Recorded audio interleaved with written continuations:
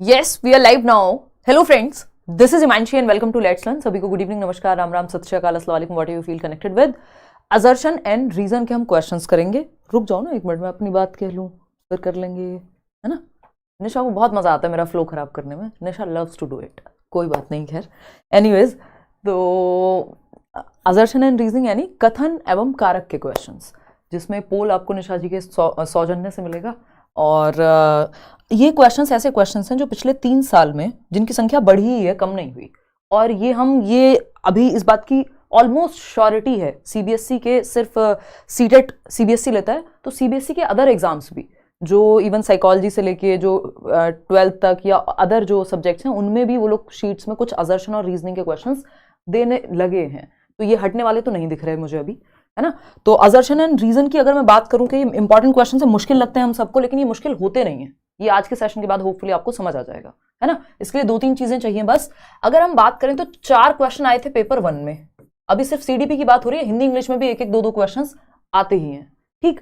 और अगर मैं बात करूं आपका पेपर 2 की, तो 5 क्वेश्चन आए थे पेपर 2 में, तो 30 में से 5 क्वेश्चन, भाई मतलब 1/6 के लीजिए, बहुत ही बड़ा वेटेज है कि असर्शन एंड रीजनिंग। अब इसमें एक बात मजे की है कि कोई टाइप फिक्स नहीं है कि असर्शन और रीजनिंग में कथन और कारक वाले क्वेश्चंस ऐसे ही आएंगे। ये सबसे बड़ी रिक्वायरमेंट इन क्वेश्चंस में है आपके कॉन्सेप्ट क्लैरिटी की, है ना। कॉन्सेप्चुअल क्लैरिटी आपको है कि नहीं है। आपने रट्टे लगाए हुए हैं तो ये क्वेश्चंस गलत होंगे। अगर आपको थोड़ा भी कॉन्सेप्ट पता है और आप उसको लॉजिकली यूज कर पाते हैं तो काम बन जाएगा, है ना। 2 स्टेप प्रोसेस है। पहले ए को चेक करना है कि ए सही है कि नहीं, अगर सही है गलत है उस हिसाब से फिर आर को चेक करना है कि आर सही है कि नहीं। सही है तो दोनों सही है, तो ये दोनों एक दूसरे के लिए सही है कि नहीं।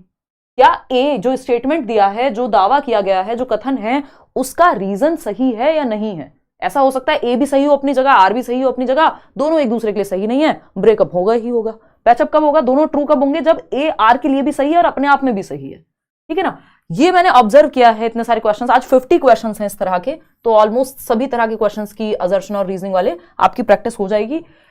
कम समय में ज्यादा बात करने की कोशिश करेंगे। ये मैंने ऑब्जर्व किया कि जब ये असर्शन और रीजन वाले जो क्वेश्चंस हैं, इनमें ज्यादातर आंसर्स आपके both A and R are true.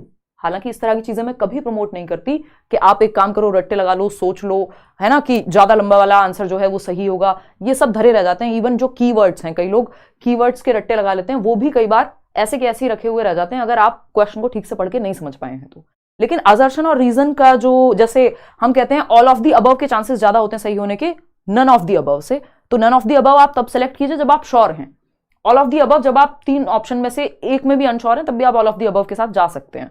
तो ये बेसिक लॉजिकली ये प्रूवन चीजें हैं, है ना। ये पूरा फॉर्मेट समझते हुए कॉम्पिटिटिव एग्जाम्स का। उसी तरह से असर्शन और रीजनिंग के क्वेश्चंस में भी ये मेजॉरिटी क्वेश्चंस में अगर मैं देखूं जो परसेंटेज है आंसर की, वो A and R both are right वाली प्रोबेबिलिटी ज्यादा है, ठीक है ना। तो कथन, लेकिन इसका मतलब ये नहीं, तो अगर आप बहुत ज्यादा फंस रहे हैं तो आप लगा दीजिए वो, लेकिन अगर आप पढ़ के समझ पा रहे हैं तो फिर आप समझ के ही लगाइए आंसर को, है ना। तो इसी बात से शुरू करते हुए लाइक शेयर आप बढ़िया से करेंगे। और आपको पता ही है मैराथन सेशन है आपका 13 जनवरी को शाम 7 बजे, है ना।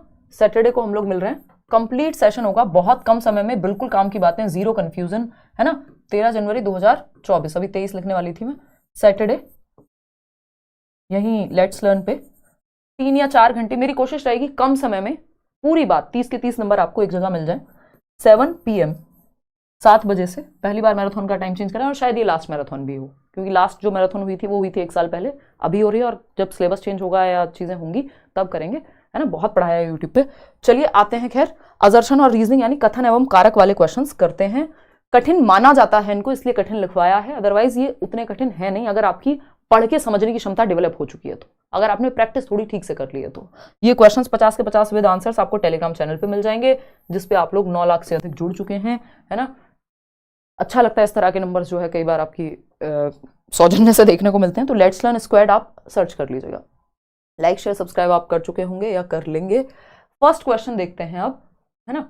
फटाफट से क्वेश्चंस पे फोकस्ड रहना है। क्वेश्चन देखते हैं फर्स्ट, क्या कहता है भाई क्वेश्चन नंबर 1, देखिएगा एक बार, जवाब दीजिए। क्वेश्चन नंबर 1 क्या कहता है?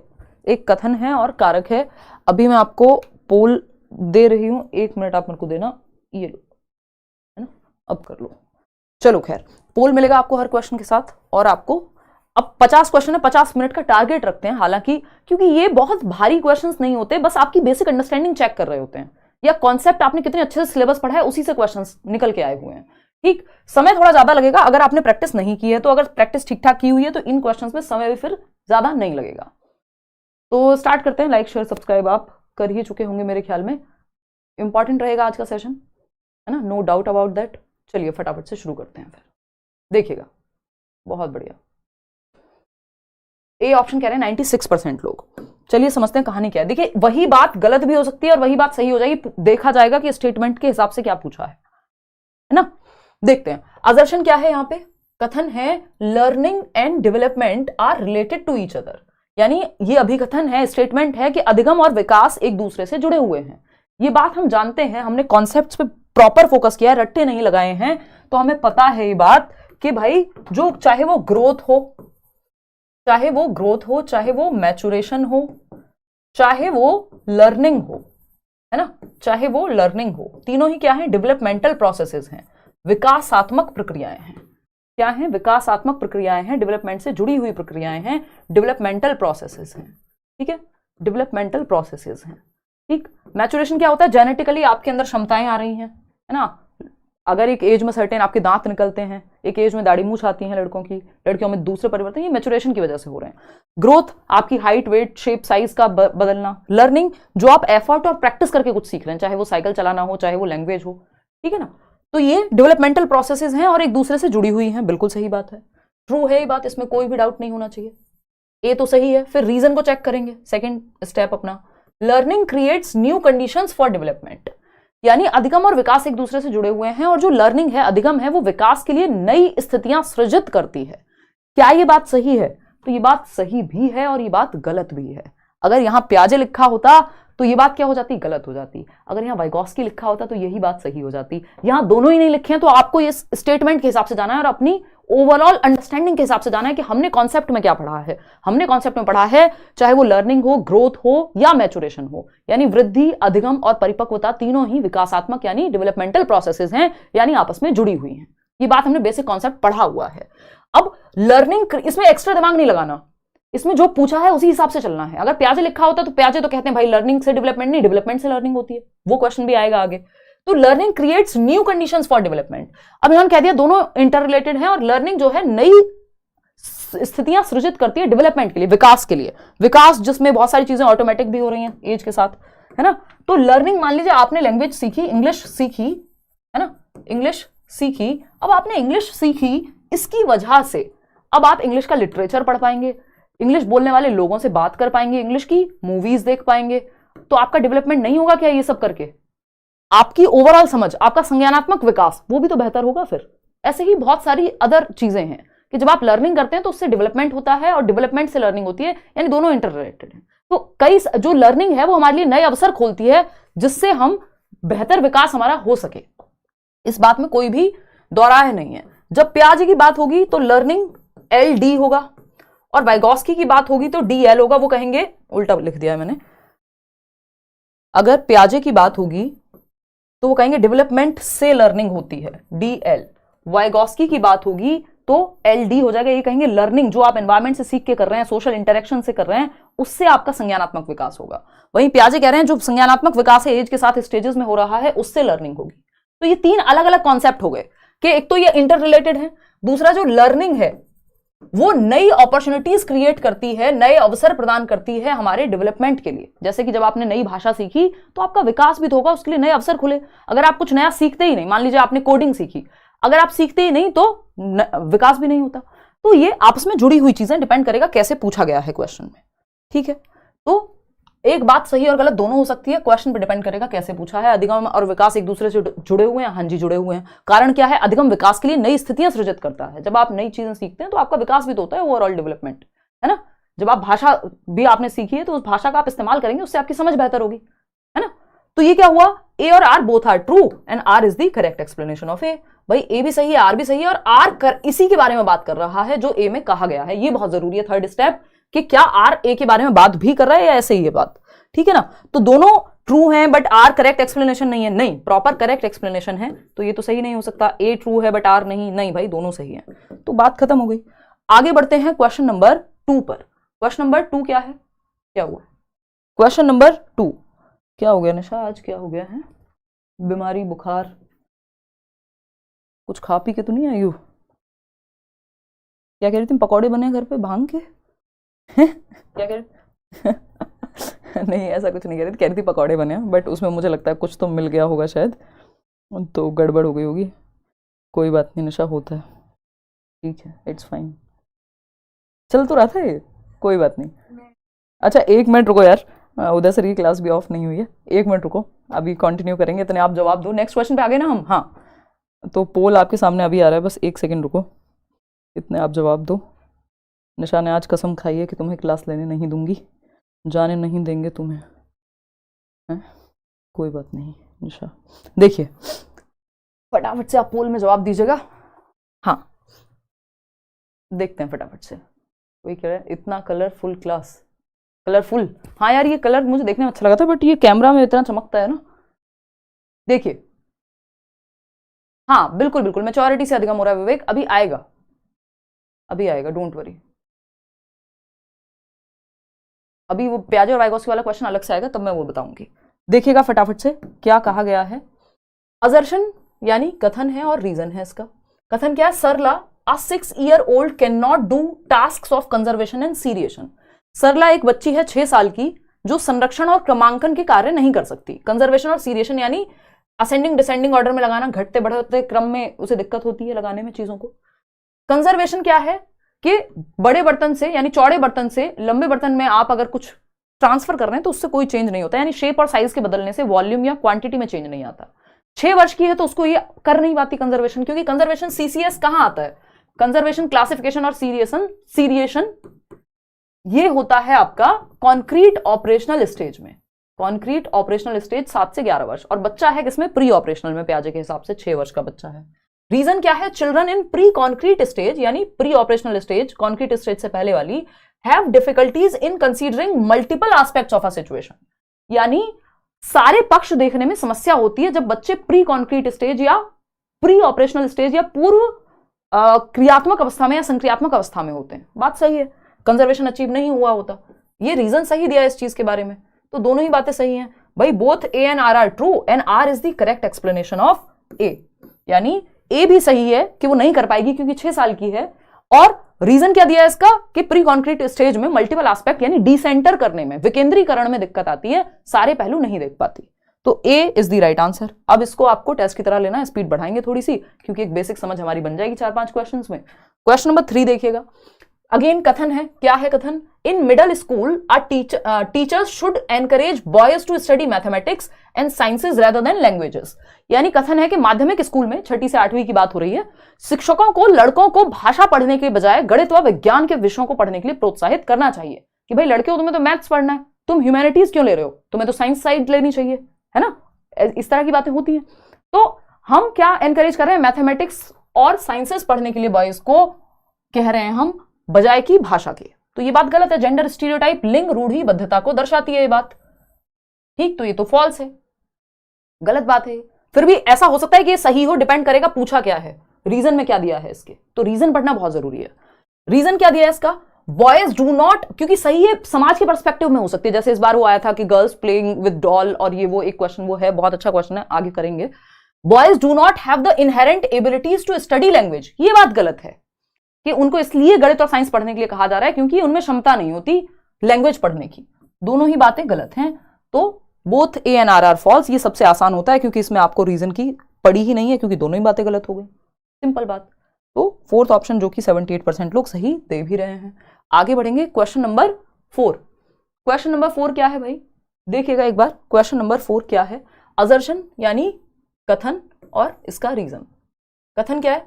Restricting learning to a permanent and measurable change in behaviour is problematic. अभी कुछ दिन पहले ये कराया था और आप में से कई लोगों को दिक्कत हुई थी, दोबारा समझाने को कहा गया था, है ना।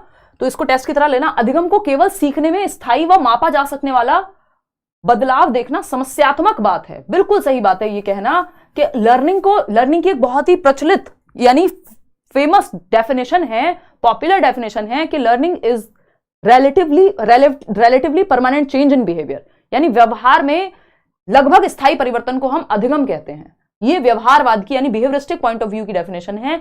इसको बहुत अच्छा कंस्ट्रक्टिविज्म में नहीं माना जाएगा कि लर्निंग को सिर्फ इतना मानना कि लर्निंग वो है जिसको मेजर किया जा सके, यानी अगर आप नंबर लेके आए हैं पेपर में तो आपको आता है, अदरवाइज तो नहीं आता है।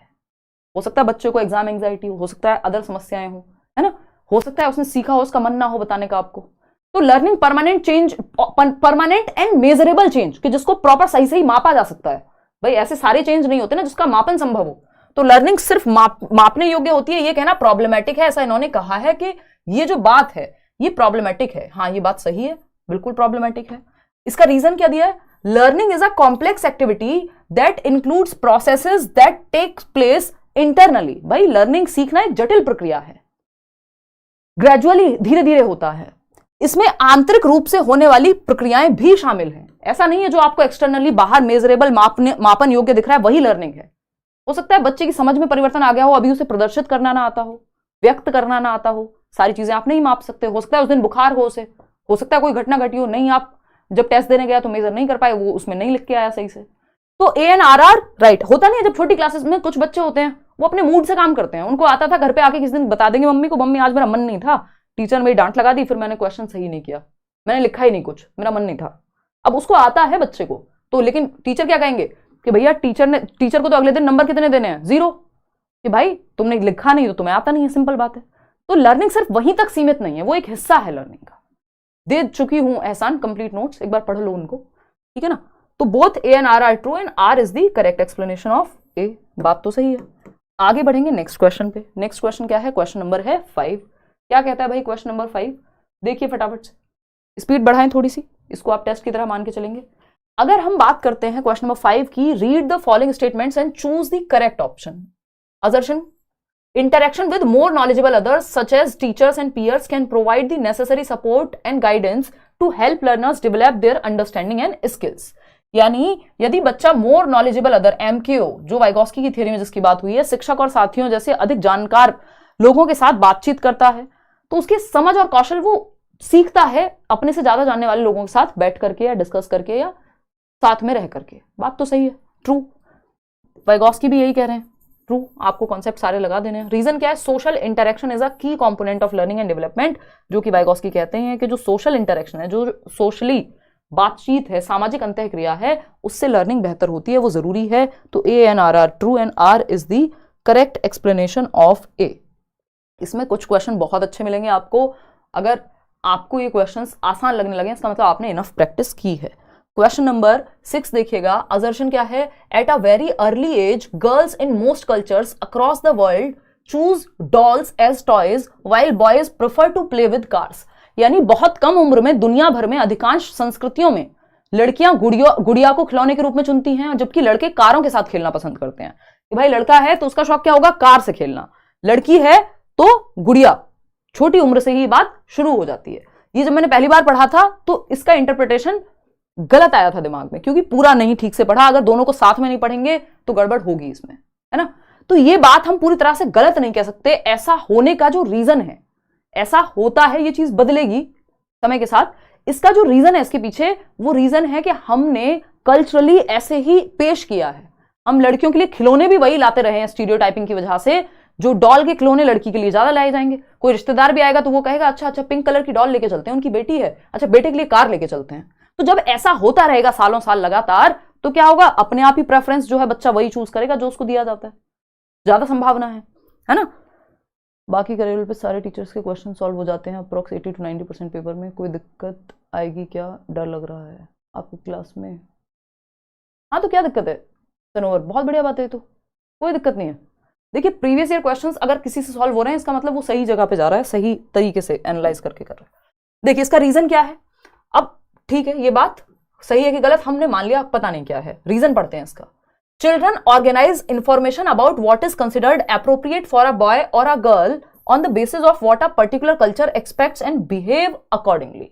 यानी बच्चे किसी विशेष संस्कृति के आधार पे अपेक्षाएं जो हैं वो ग्रहण कर लेते हैं। यानी children organise information about what is considered appropriate for a boy और a girl on the basis of what a particular culture expects and behaves accordingly. यानी जो उनकी संस्कृति है, जो कि वाइगोस्की कह ही रहे हैं कि हमारी संस्कृति और हमारे समाज का, सोसाइटी और कल्चर का इमेंस इफेक्ट है हमारे ऊपर, बहुत ही महत्वपूर्ण प्रभाव छोड़ के जाती हैं हमारे ऊपर, है ना। जो संस्कृति और समाज है, जिस समाज में जिस संस्कृति में हम रहते हैं, जो चीजें वहां फॉलो होती हैं। तो ये वही बात है कि जो बच्चे हैं वो इंफॉर्मेशन ऑर्गेनाइज करते हैं किसी भी व्यवहार की, कि क्या अप्रोप्रिएट है एक लड़के के लिए और क्या इनअप्रोप्रिएट है ना। लड़कियां प्यार से बातें करती हैं सॉफ्टली, है ना, लड़के करेज से बातें करते हैं। अगर वो सॉफ्टली बात करें तो हम कहेंगे क्या लड़कियों की जैसे बात करते हो, हाँ रोने लग गए, लड़की हो क्या। तो ये क्या है, हम ऑर्गेनाइज करते हैं, यानी एज अ चाइल्ड ही, बचपन से ही हम ऑर्गेनाइज करते हैं इन्फॉर्मेशन कि क्या अप्रोप्रिएट है लड़कियों के लिए। लड़कियां जैसी बड़ी होती हैं उनको खेलने से रोक दिया जाता है बाहर अगर जा रही हैं तो, है ना।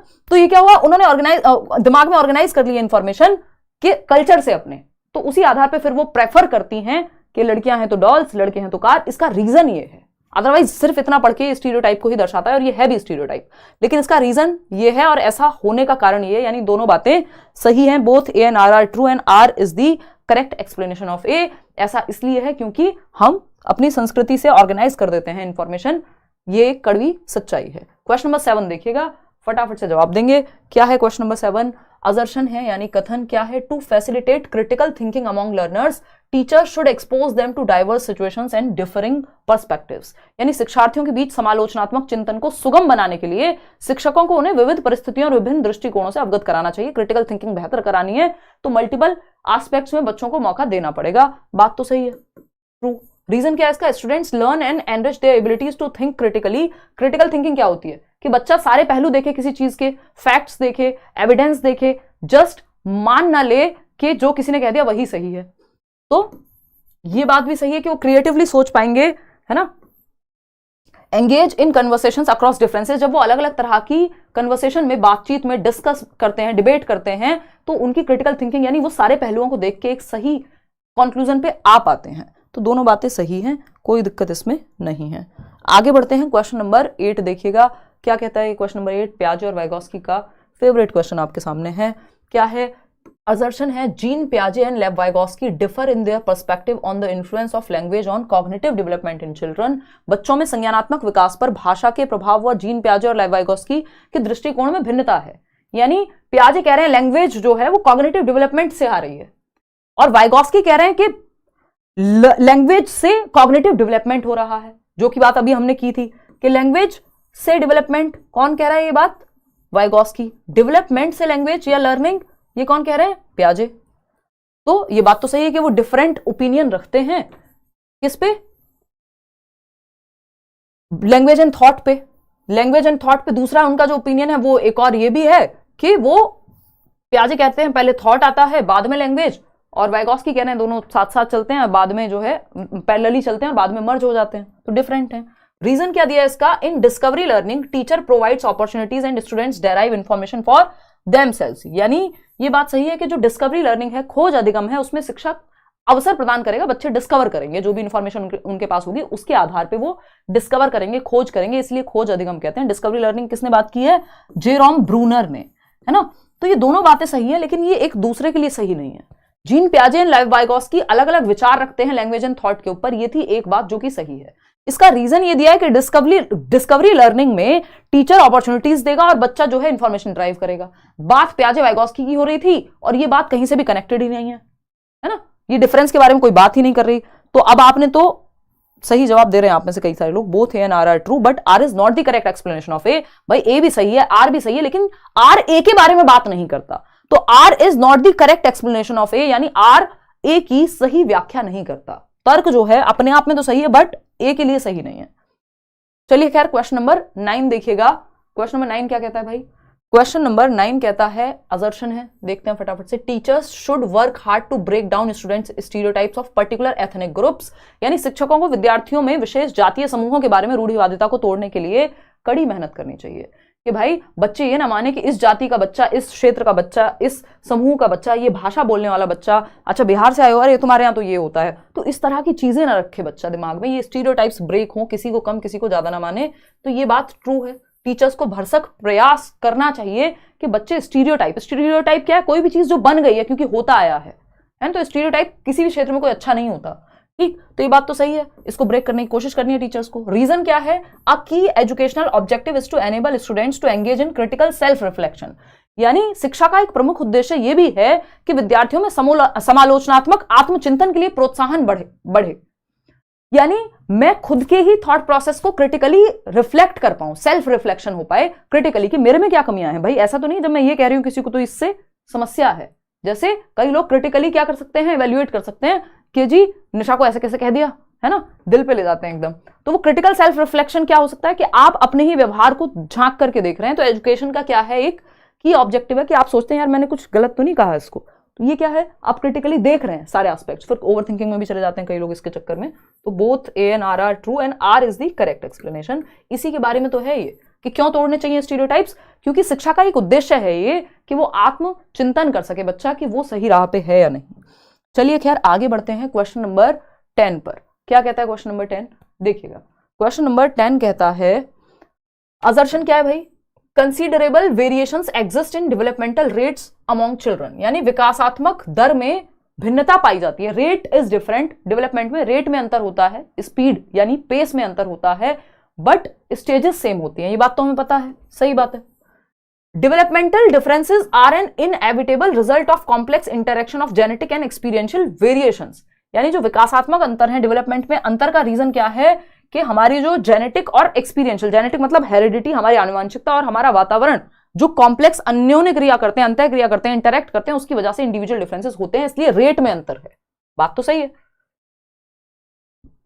तो फोर्थ ऑप्शन ही सही बनेगा। बात ठीक है ना। जब हमें पता है कि रेट में अंतर है, डेवलपमेंट में रेट में अंतर होता है, ये बहुत ही अलग अलग तरह से बार बार पूछा जाता है, रेट इज डिफरेंट। भाई 1.5 साल के दो बच्चे हैं, जरूरी नहीं है दोनों सेम टाइम पे चलना सीखेंगे। दोनों, एक कोई बच्चा होगा जो ज्यादा जल्दी बोलना शुरू कर देगा, दूसरा चलना जल्दी शुरू कर देगा। इवन आपके शरीर में अलग अलग अंग अलग अलग रेट पे डेवलप होते हैं कई बार।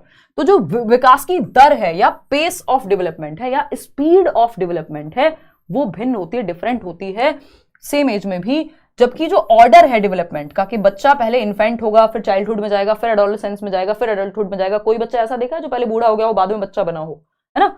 तो एक ऑर्डर सेम है या सीक्वेंस जो है वो फिक्स्ड है, लेकिन रेट में भिन्नता पाई जाती है। रेट सेम नहीं होता, दर सेम नहीं होती, स्पीड सेम नहीं होती। चलिए खैर आगे बढ़ते हैं। क्वेश्चन नंबर 11 देखिएगा, ये क्या कहता है भाई। क्वेश्चन नंबर 11 सेज कि असर्शन है, every year Lata, a class 7th teacher, invites a female maths professor and a male nurse to her class to discuss careers in these fields. यानी प्रत्येक वर्ष लता जो कि 7वीं कक्षा की शिक्षिका है, उनके क्षेत्रों में करियर पर चर्चा करने के लिए एक महिला गणित प्रोफेसर को बुलाती हैं। यानी मैथमेटिक्स कह दिया जाता है ना, स्टीरियोटाइप क्या है, स्टीरियोटाइप है कि करियर पर चर्चा करने के लिए स्टीरियोटाइप है कि महिला जो है गणित में कमजोर होंगी, फीमेल्स जो हैं या गर्ल्स मैथ्स में वीक होंगी। ये एक स्टीरियोटाइप है। स्टीरियोटाइप को फ्लेक्सिबल या ब्रेक कैसे करें, चैलेंज कैसे करें, इसका ऑपोजिट एग्जांपल ला करके। जब हम कह रहे हैं शकुंतला देवी मूवी देखिए और देखिए मैथ्स में कितनी अच्छी है शकुंतला देवी, है ना। तो ये क्या हुआ, मैथ्स प्रोफेसर को बुलाया जो फीमेल है, और नर्स हम कह देते हैं कि नर्स जो है वो महिलाओं का काम है, केयर करने वाले काम, तो वहां पे मेल नर्स को बुलाया है। यानी ऑपोजिट एग्जांपल प्रेजेंट किए जा रहे हैं क्लास में, ताकि स्टीरियोटाइप ना बने, बच्चे के दिमाग में रूढ़िबद्धता ना बने, फिक्स ना हो जाए कि नर्स बनना लड़कियों का काम है और मैथमेटिक्स का प्रोफेसर बनना लड़कों का। उल्टा किया है इसलिए ताकि स्टीरियोटाइप को ब्रेक किया जा सके। बात तो सही है, ठीक है ना। इनके फील्ड्स के बारे में पता लगेगा। इनको कम्युनिटी रिसोर्सेज कहते हैं कि कम्युनिटी से रिसोर्स आ रहे हैं क्लासरूम में। रीजन क्या दिया है इसका, gender differences are innate and not acquired through society. यानी जो लैंगिक भिन्नताएं होती हैं वो जन्मजात होती हैं और समाज के द्वारा एक्वायर नहीं की जाती। जेंडर एक सामाजिक कंस्ट्रक्ट है। जीएस पढ़ते हो ना, ये जनरल स्टडीज नहीं, gender is a social construct, ऐसे मान लेना दिमाग में। जीएस, जेंडर क्या है, सोशल कंस्ट्रक्ट है, समाज के द्वारा निर्मित एक भूमिका है कि महिलाएं ये काम करेंगी, पुरुष ये काम करेंगे। जबकि सेक्स जो है वो बायोलॉजिकल एस्पेक्ट है कि महिलाएं बच्चों को जन्म देती हैं, ये बायोलॉजिकल है। लेकिन कोई काम क्या करेगा, ये जो जेंडर है ये इनेट नहीं होता। सेक्स एक बार को इनेट होगा, है ना, कि फिक्स है एक तरह से, लेकिन काम करना, जेंडर रोल्स जो हैं, कौन क्या काम करेगा वो फिक्स नहीं है। जेंडर इनेट नहीं है, जेंडर डायनेमिक चीज है, जेंडर एक फ्लेक्सिबल चीज है, कोई भी काम कर सकता है। तो gender is a social construct, सामाजिक संरचना है, समाज के द्वारा निर्मित है। तो यहां पे ये तो बात गलत हो गई इनकी, इन्होंने कह दिया जेंडर इनेट है, जबकि जेंडर इनेट नहीं है, जेंडर तो सोशली मेड है। और अगर हम बात करें यहां पे, ये कह रहे हैं कि अलग अलग एग्जाम्पल लाओ, तो पहली बात तो सही है, आर सही नहीं है। लेकिन तो A is true but R is false. बात क्लियर है। सिर्फ 42% लोग सही उत्तर दे पाए, मतलब पढ़ के समझने में हमें बहुत दिक्कत आती है। मुझे ये समझ आ रहा है कि आप आलस करते हैं जब बड़े क्वेश्चंस आपके सामने आते हैं। जब तक ANRR बोथ आर सही, मुझे लगता है कुछ लोगों ने तो रट्टा लगा लिया है कि जहां दिखे both ANRR true and R is the correct explanation, भाई उसके चांसेस ज्यादा है, लेकिन हमेशा वही सही होगा ये जरूरी नहीं है। जब कंफ्यूज हुआ करो तब लगाया करो उसको, जब श्योर हो तब लगाया करो उसको। क्वेश्चन नंबर 12 देखिएगा, असर्शन क्या है भाई? कथन है in a socio constructivist classroom recall based written test should be the only basis of assessment. यानी एक सामाजिक रचनात्मक कक्षा में स्मरण पर आधारित लिखित परीक्षाएं मूल्यांकन का एकमात्र तरीका होती हैं। यानी याद किया हुआ, रट्टा लगाया हुआ, रिकॉल बेस्ड, डेफिनेशंस याद हैं आपको। सोशियो कंस्ट्रक्टिविस्ट क्लास मतलब सामाजिक रचनावादी कौन है? वाइगॉस्की। और वाइगॉस्की क्या कह रहे हैं? बच्चों से एक्टिविटी कराओ क्लासरूम में। और ये कह रहे हैं कि सोशियो कंस्ट्रक्टिविस्ट लोग कह रहे हैं कि याद करके और उसके बेस पे लिखित परीक्षाएं ले लो। तो ये बात तो गलत हो गई, उल्टी बात हो गई, बल्कि एक्टिविटी होनी चाहिए थी, एक्टिविटी बेस्ड क्लास होनी चाहिए थी यहाँ socio constructivist school of thought के अनुसार, जो वाइगॉस्की जिसको बिलोंग करते हैं, जिस विचारधारा पे वाइगॉस्की विश्वास रखते हैं, सामाजिक रचनावादी। यानी बच्चा ग्रुप में सीखे, एक्टिविटी करके सीखे। तो ये बात एकदम गलत है कि रिकॉल बेस्ड असेसमेंट की बात करेंगे, आकलन करो पेन पेपर टेस्ट पे, नहीं। रीजन क्या है इसका? Children learn most effectively by rote memorisation. रटंत विद्या चलंत नहीं, रोट मेमोराइजेशन नहीं, मीनिंगफुल लर्निंग पे फोकस करना है। तो दोनों ही बातें गलत हो गई यहां पे। Both ANRR false. इसमें आपने सही जवाब दिया 87% लोगों ने, बहुत बढ़िया। कि बच्चे रट के सीखते हैं, बिल्कुल गलत बात है। और सामाजिक रचनावादी क्लास में बच्चे एक्टिविटी करते हुए नजर आएंगे ग्रुप में, ना कि मूल्यांकन परीक्षा लिखित परीक्षाओं के द्वारा होगा। तो दोनों ही बातें गलत थी। क्वेश्चन नंबर 13 देखिएगा एक बार, ये क्या कहता है? असर्शन क्या है? कथन inclusive education refers to an education system that accommodates all children regardless of their physical, intellectual, social, emotional, linguistic और अदर कंडीशंस। यानी समावेशी शिक्षण एक ऐसा शैक्षिक तंत्र है जिसमें हर तरह का बच्चा, चाहे वो शारीरिक हो, मानसिक हो, सामाजिक, संवेगात्मक, भाषाई व अन्य विशिष्टताओं को देखते हुए सबको, आपको हर तरह के बच्चे को क्या करना है? इंक्लूड करना है। चाहे कोई सोशली प्रिविलेज्ड है, बहुत ही समृद्ध वातावरण से, समृद्ध परिवार से आता है जहां पे सारे रिसोर्सेज हैं, माँ बाप पढ़े लिखे हैं, सब कुछ है, या फिर कोई ऐसे डेप्राइव्ड माहौल से आता है, वंचित समूह से आता है जहां रोटी के भी लाले हैं, लेकिन आपको सबको इंक्लूड करना है। किसी को कोई दिक्कत नहीं है फिजिकली, दूसरा बच्चा है जिसको देखने में दिक्कत है, सुनने में दिक्कत है, चल के आने में दिक्कत है, सबको एकोमोडेट करना है। इसीलिए वो क्वेश्चन भी आया था इस बार कि इंक्लूसिव एजुकेशन क्या करती है? सेम है किस चीज में? सेम इन एकोमोडेशन, यानी हर किसी को एकोमोडेट करना है। एजुकेशन फॉर ऑल है, इंक्लूसिव एजुकेशन सभी के लिए शिक्षा की बात करती है। एकोमोडेशन है किसके लिए?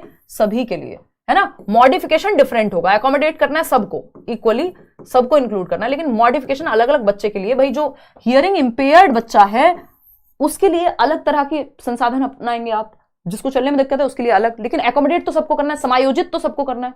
मॉडिफिकेशन डिफरेंट होगा डिफरेंट चीजों के आधार पर। तो inclusion is not confined to the disabled but is a broader term. यानी समावेशन का मतलब एक व्यापक दर्शन है जो केवल दिव्यांग बच्चों तक सीमित नहीं है।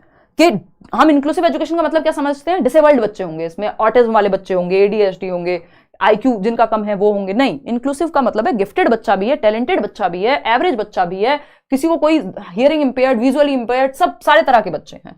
तो इंक्लूजन का मतलब ही होता है सबको इंक्लूड करना, regardless of their physical, intellectual, social, emotional perspective, है ना। अच्छा बुरा जो आप मानते हो सबको इंक्लूड करके चलना, सभी के लिए शिक्षा इंक्लूसिव एजुकेशन का मतलब ही है। तो दोनों ही बातें सही हो गई। आगे बढ़ते हैं क्वेश्चन नंबर 14। अच्छा, इंक्लूसिव एजुकेशन बेस्ड किस पे? इक्विटी के प्रिंसिपल पे। क्वेश्चन नंबर 14 क्या कहता है? असर्शन क्या है? A teacher gives a lot of project work and encourages children to work collaboratively. यानी एक शिक्षिका है जो बहुत सारे परियोजना कार्य देती है, वह बच्चों को सहयोगात्मक रूप से कार्य करने के लिए प्रोत्साहित करती है। प्रोजेक्ट वर्क क्या है? चाइल्ड सेंटर्ड मेथड है। किसने दिया था बताओ फटाफट से? WH किलपैट्रिक ने, विलियम हियर्ड किलपैट्रिक जो जॉन डुई के ही एक्वेंटेंस या शिष्य थे। मतलब ये आपका प्रोग्रेसिव एजुकेशन पे बेस्ड है, चाइल्ड सेंटर्ड मेथड है, जहां बच्चे ग्रुप बना के कोई प्रॉब्लम सॉल्व करेंगे, कोई प्रोजेक्ट कंप्लीट करेंगे, कोई काम करेंगे। तो ये एक अच्छा मेथड है। तो प्रोजेक्ट वर्क दिया है एक टीचर ने, टू वर्क कोलैबोरेटिवली, जिससे बच्चे प्रोत्साहित हों कि वो ग्रुप में, प्रोजेक्ट कभी भी ग्रुप में कंप्लीट किया जाता है। प्रोजेक्ट वर्क की ये सबसे बड़ी विशेषता है कि इसमें बच्चे ग्रुप में काम करते हैं। तो कोलैबोरेटिवली यानी सहयोगात्मक रूप से बच्चे काम करेंगे। यस, ये तो ट्रू है, ये तो सही बात है कि बच्चों को प्रोत्साहन मिलेगा, एक दूसरे से सीखेंगे और एक्टिवली काम करेंगे। रीजन क्या दिया है इसका? Children learn a lot through discussion with peers, यानी जब वो अपने साथी सहयोगियों के साथ चर्चा करते हैं, काम करते हैं, एक साथ ग्रुप में प्रोजेक्ट करेंगे, तो वो क्या करेंगे? सीखेंगे चर्चा के माध्यम से, ग्रुप में सीखते हैं बच्चे। तो इसका रीजन भी सही है, इसीलिए टीचर ने प्रोजेक्ट वर्क दिया है, क्योंकि वो अच्छे सीखेंगे जब वो ग्रुप में काम करेंगे। तो A is the right answer. 95% लोग सही उत्तर यहां पे दे पा रहे हैं, कोई दिक्कत नहीं है। आगे बढ़ते हैं, क्वेश्चन नंबर 15 देखिएगा। ये क्या कहता है भाई? क्वेश्चन नंबर 15, क्वेश्चन नंबर 15 कहता है, असर्शन क्या है इसका? कथन, children learn the knowledge, skills, values and customs of the society only through formal agencies. मजे की बात यह है, जब आप असर्शन और रीजनिंग के क्वेश्चन कर रहे हैं तो आपका पूरा सिलेबस रिवाइज हो जाता है, क्योंकि ये किसी भी टॉपिक से पूछे जा सकते हैं। बस आपकी शर्त एक है कि आपकी कॉन्सेप्चुअल क्लैरिटी बेहतर होनी चाहिए, आपने सिलेबस को ढंग से पढ़ा हो, रट्टे ना लगाए हों, नहीं तो आपको दिक्कत होगी इस तरह के क्वेश्चंस करने में। बच्चे अपने समाज की जानकारी, कौशल, मूल्य, रीति रिवाज केवल औपचारिक कारकों से सीखते हैं, ओनली फॉर्मल एजेंसीज। देखो सारी बातें अच्छी थी, लेकिन यहां ये फॉर्मल एजेंसीज लिख दिया।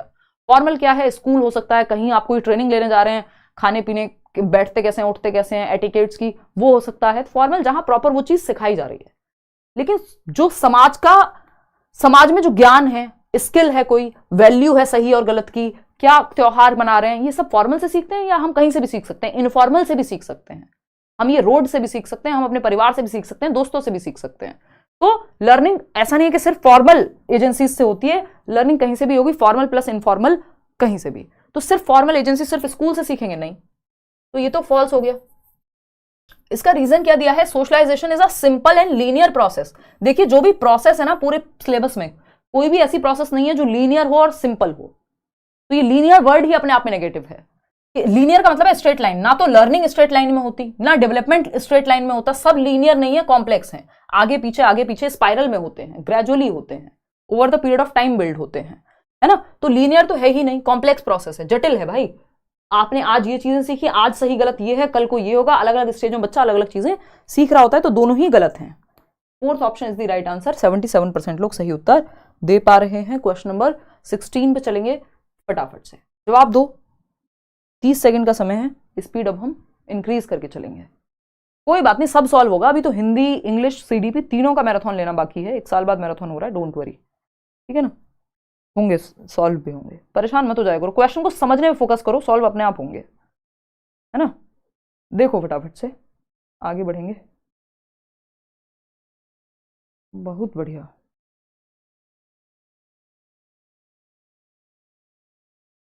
देखिएगा, तो अगर हम देखें थर्ड ऑप्शन 71% लोग सही उत्तर दे रहे हैं। देखिए अगर हम देखें, कल हमने इंग्लिश पेडागोजी की थी, जिनके पास इंग्लिश है वो जरूर देख लेना। असर्शन की अगर हम बात करें, while teaching a concept a teacher should encourage her students to brainstorm the instances and examples of contrast. यानी किसी संप्रत्य को पढ़ाते समय एक शिक्षिका को अपने विद्यार्थियों को विपरीत दृष्टांतों और उदाहरणों पर विचार मंथन करने के लिए प्रोत्साहित करना चाहिए। यानी टीचर जब एक कॉन्सेप्ट पढ़ा रहे हैं तो वो ब्रेनस्टॉर्म करने को कहें। क्या ब्रेनस्टॉर्म करने को कहें? ऐसे इंस्टेंसेस, ऐसे दृष्टांत, ऐसे एग्जाम्पल्स जो कॉन्ट्रास्ट में है। कॉन्ट्रास्ट का मतलब क्या है? जो आपके विपरीत हैं, उससे अलग हैं। जैसे जब हम प्याजे की बात कर रहे हैं तो हम बात करते हैं वाइगॉस्की की भी, है ना। मैंने आपको कहा प्याजे ने कहा है, हम प्याजे पढ़ रहे हैं मान लीजिए, और हमने कहा लर्निंग से डेवलपमेंट नहीं, डेवलपमेंट से लर्निंग होती है। यानी कॉग्निटिव डेवलपमेंट, बच्चे का जो संज्ञान है, जो एज के साथ विकास होगा स्टेजेस में, उससे बच्चे के अंदर लर्निंग की एबिलिटी भी आएगी, ऐसा प्याजे कहते हैं। मैंने इसका ऑपोजिट एग्जांपल लिया, इससे अलग कॉन्ट्रास्ट में एग्जांपल दिया वाइगॉस्की का, कि अच्छा वाइगॉस्की क्या कहते हैं, लेकिन वाइगॉस्की इसका उल्टा कहते हैं। ये नॉन एग्जांपल हो गया, जिससे पता लगेगा कि प्याजे क्या नहीं कहते हैं, ठीक है ना। वाइगॉस्की कहते हैं लर्निंग पहले होगी और इससे डेवलपमेंट आएगा। तो ये क्या हुआ? नॉन एग्जांपल या कॉन्ट्रास्ट में एग्जांपल हो गया, इसका विपरीत हो गया ये। तो ऐसे समझाना जरूरी है, क्यों? क्योंकि कॉन्सेप्चुअल क्लैरिटी बेहतर होती है। बस यही तो पूछा है, इसी को नॉन एग्जांपल कह देते हैं हम। जब मैं प्याजे का एग्जांपल देके बताऊं तो जब प्याजे का जो एग्जांपल नहीं है वो बताया है तो वाइगॉस्की हो गया, जिससे प्याजे का कॉन्सेप्ट क्लियर हो रहा है आपको। तो ये बात तो सही है, करना चाहिए ऐसा एनकरेज इस चीज के लिए। रीजन क्या है इस चीज का? रीजन है non examples don't play any role in understanding of a concept. ये उल्टा कर दिया इन्होंने। अगर ये लिखते नॉन एग्जांपल्स, जो ये नॉन एग्जांपल है, गैर उदाहरण उसको कहते हैं, उदाहरण भी इंपॉर्टेंट है, एग्जांपल भी और नॉन एग्जांपल भी टीचिंग लर्निंग प्रोसेस में। एग्जांपल वो है जो आप डायरेक्ट किसी कॉन्सेप्ट के बारे में दे रहे हैं, कि प्याजे ने 4 स्टेजेस दी हैं, प्याजे ने कहा है लर्निंग से, डेवलपमेंट से लर्निंग होती है, पहले बच्चे के दिमाग में थॉट आता है, फिर वो लैंग्वेज सीखता है। हम कह रहे हैं जबकि और वाइगॉस्की ने इसका उल्टा कहा है। वाइगॉस्की ने क्या कहा है भाई कि पहले लर्निंग होगी, लर्निंग से आपके अंदर डेवलपमेंट होता है। तो ये क्या हुआ, ये जब मैंने वाइगॉस्की का उदाहरण दिया पियाजे समझाते हुए, तो वाइगॉस्की गैर उदाहरण है, नॉन एग्जाम्पल है, जिसकी वजह से आपकी और क्लैरिटी हो रही है अपने टॉपिक को समझने में। तो non examples don't play any role, ये कहना गलत होगा, इंपॉर्टेंट रोल प्ले करते हैं नॉन एग्जाम्पल्स। तो ए तो सही है, आर फॉल्स है। A is true but R is false. तो ये बहुत आसानी से चिपका देते हैं, कई बार ध्यान से पढ़ने होते हैं इस तरह के क्वेश्चंस। क्वेश्चन नंबर 17 देखिएगा, ये क्या कहता है भाई, अ चाइल्ड हैज, ए क्या है यहाँ पे, a child has to have some neuromotor maturation before she learns to catch a ball. गेंद को पकड़ने के लिए सीखने से पहले एक बच्चे में कुछ गतिक परिपक्वता होनी चाहिए। भाई बच्चा गेंद को पकड़ पाएगा, उसको कोई बॉल फेंक रहा है तो 6 महीने के बच्चे को अगर आप बॉल फेंकेंगे सीधा मुंह पे लगेगी, क्योंकि उसके अंदर वो न्यूरोमोटर मैच्योरेशन अभी आई नहीं है, जो जेनेटिक कोडिंग में है, उसकी जेनेटिक्स में है, उसकी हेरिडिटी में है, कि आनुवांशिकता से उसके अंदर ये क्षमता आ जाएगी 1 साल में, 2 साल में, 3 साल में, 4 साल में, 5 साल में, कि वो गेंद को पकड़ना सीख पाए। आप 6 महीने के बच्चे के सामने गेंद फेंकेंगे उसके लग जाएगी, क्यों? क्योंकि अभी वो मैच्योर नहीं है, न्यूरोमोटर मैच्योरेशन अभी आया ही नहीं है। मैच्योरेशन एज के साथ आता है, ट्रेनिंग से मैच्योरेशन नहीं ला सकते आप, है ना, ये हेरिडेटरी प्रक्रिया है। तो ये बात तो सही है, ये बात क्या है, ट्रू है, कि गेंद को पकड़ने के लिए सीखने से पहले एक बच्चे में कुछ गतिक परिपक्वता होनी चाहिए, एक मोटर एबिलिटी उसके अंदर आनी चाहिए, एक एज होनी चाहिए सर्टेन, जो मेच्योरिटी क्या एज के साथ आती है। रीजन क्या है इसका, learning is dependent upon development. अब देखो, आपको पता है लर्निंग डेवलपमेंट पे भी डिपेंडेंट है और डेवलपमेंट लर्निंग पे भी डिपेंडेंट है। पियाजे और वाइगॉस्की इसका जस्ट ऑपोजिट कह रहे हैं। पियाजे कह रहे हैं भाई डेवलपमेंट से लर्निंग, वाइगॉस्की कह रहे हैं लर्निंग से डेवलपमेंट। तो उनको जबरदस्ती यहां पे नहीं लाना है, लेकिन आपको इससे पता होगा कि दोनों बातें सही हो सकती हैं। पेडागोजी में एक बात सही भी है, एक बात गलत भी है, डिपेंड करता है कैसे पूछी गई है, ठीक है। तो इसका असर्शन इन्होंने सिंपल दिया था कि भाई एक बच्चा अगर मैच्योर नहीं है तो बॉल पकड़ना नहीं सिखा सकते आप, उसको बेसिक न्यूरोमोटर, उसमें गतिक कौशल होने चाहिए उतने, बात सही है। इसका रीजन दिया learning is dependent upon development. अब इस केस में जो विकास, जो नेचुरली विकासात्मक प्रक्रिया मैच्योरेशन, वो एज के साथ आएगी। तो यहां पे कुछ जो चीजें हैं वो लर्निंग डिपेंडेंट हो गई डेवलपमेंट पे। हम क्यों 10वीं क्लास का सिलेबस नहीं पढ़ा देते हैं 5वीं क्लास के बच्चों को, क्योंकि अभी वो डेवलपमेंट डेवलपमेंट के हिसाब से लर्निंग कराएंगे हम, कि वो उस स्टेज में तो आ जाए, मैच्योर तो हो जाए उतना उस हिसाब से। तो ये बात भी सही है बिल्कुल कि लर्निंग डिपेंडेंट है यहाँ पे डेवलपमेंट में, जबकि पहले क्वेश्चन में हम क्या कह रहे थे, लर्निंग अपॉर्चुनिटीज क्रिएट करती है डेवलपमेंट के लिए। लेकिन वो हर केस में सही नहीं हो सकता ना, जैसे पूछा है उस सेंस में सोचना है ना। रोजी अभी बस एक मैराथन सेशन और अटेंड कर लेना, बहुत ही लिमिटेड शब्दों में काम बन जाएगा, ठीक है जी। बहुत बढ़िया विवेक कुमार। तो दोनों बातें सही हैं, both A and R are true and R is the correct explanation. 78% लोग सही उत्तर इसका दे रहे हैं। आगे बढ़ते हैं, क्वेश्चन नंबर 18 क्या कहता है भाई, क्वेश्चन नंबर 18 फटाफट से जवाब देंगे। क्वेश्चन नंबर 18 कहता है वाइल टीचिंग प्रॉब्लम सॉल्विंग, जब बच्चों को आप समस्या समाधान सिखा रहे हैं तो teacher should discourage the children to think about their own thinking and focusing on how to learn. यानी समस्या समाधान पढ़ाते समय शिक्षकों को चाहिए कि वे बच्चों को अपनी सोच के बारे में सोचने और सीखने के तरीके पर ध्यान केंद्रित करने के लिए हतोत्साहित करें। उनको कहें तुम खुद से मत सोचो, प्रॉब्लम का सॉल्यूशन सोचो ही मत, दिशाओं में सोचो ही मत, तुम ब्रेनस्टॉर्म करो ही मत। हतोत्साहित करना अपने आप में ही एक नेगेटिव बात है, तो ये तो हो गया गलत। ये क्या है, फॉल्स। रीजन क्या दिया इसका, development of metacognitive abilities hinder problem solving, जबकि हमें पता है मेटाकॉग्निटिव यानी परासंज्ञानात्मक क्षमताएं, thinking about your own thinking, reflecting upon your own thinking, planning, reviewing, ये सब क्या है, हमें सीखने में मदद करती है। हमारी प्रॉब्लम सॉल्विंग बेहतर होती है जब हम रिफ्लेक्ट करते हैं, हम फेल क्यों हुए, हमने क्या सही नहीं पढ़ा था, क्या गलत पढ़ा था। तो थिंकिंग अबाउट थिंकिंग ये जरूरी होता है। ये कह रहे हैं कि ये हिंडर करता है, मेटाकॉग्निशन तो हेल्प करता है सीखने में, है ना। तो दोनों ही बातें फॉल्स हो गई यहाँ पे, both A and R are false. तो सिर्फ ऐसा नहीं है कि A and R are both true ही होंगे हमेशा, ज्यादातर केसेस में वो ट्रू होंगे, लेकिन इस तरह के क्वेश्चंस भी होते हैं। क्वेश्चन नंबर 19 देखिएगा फटाफट से।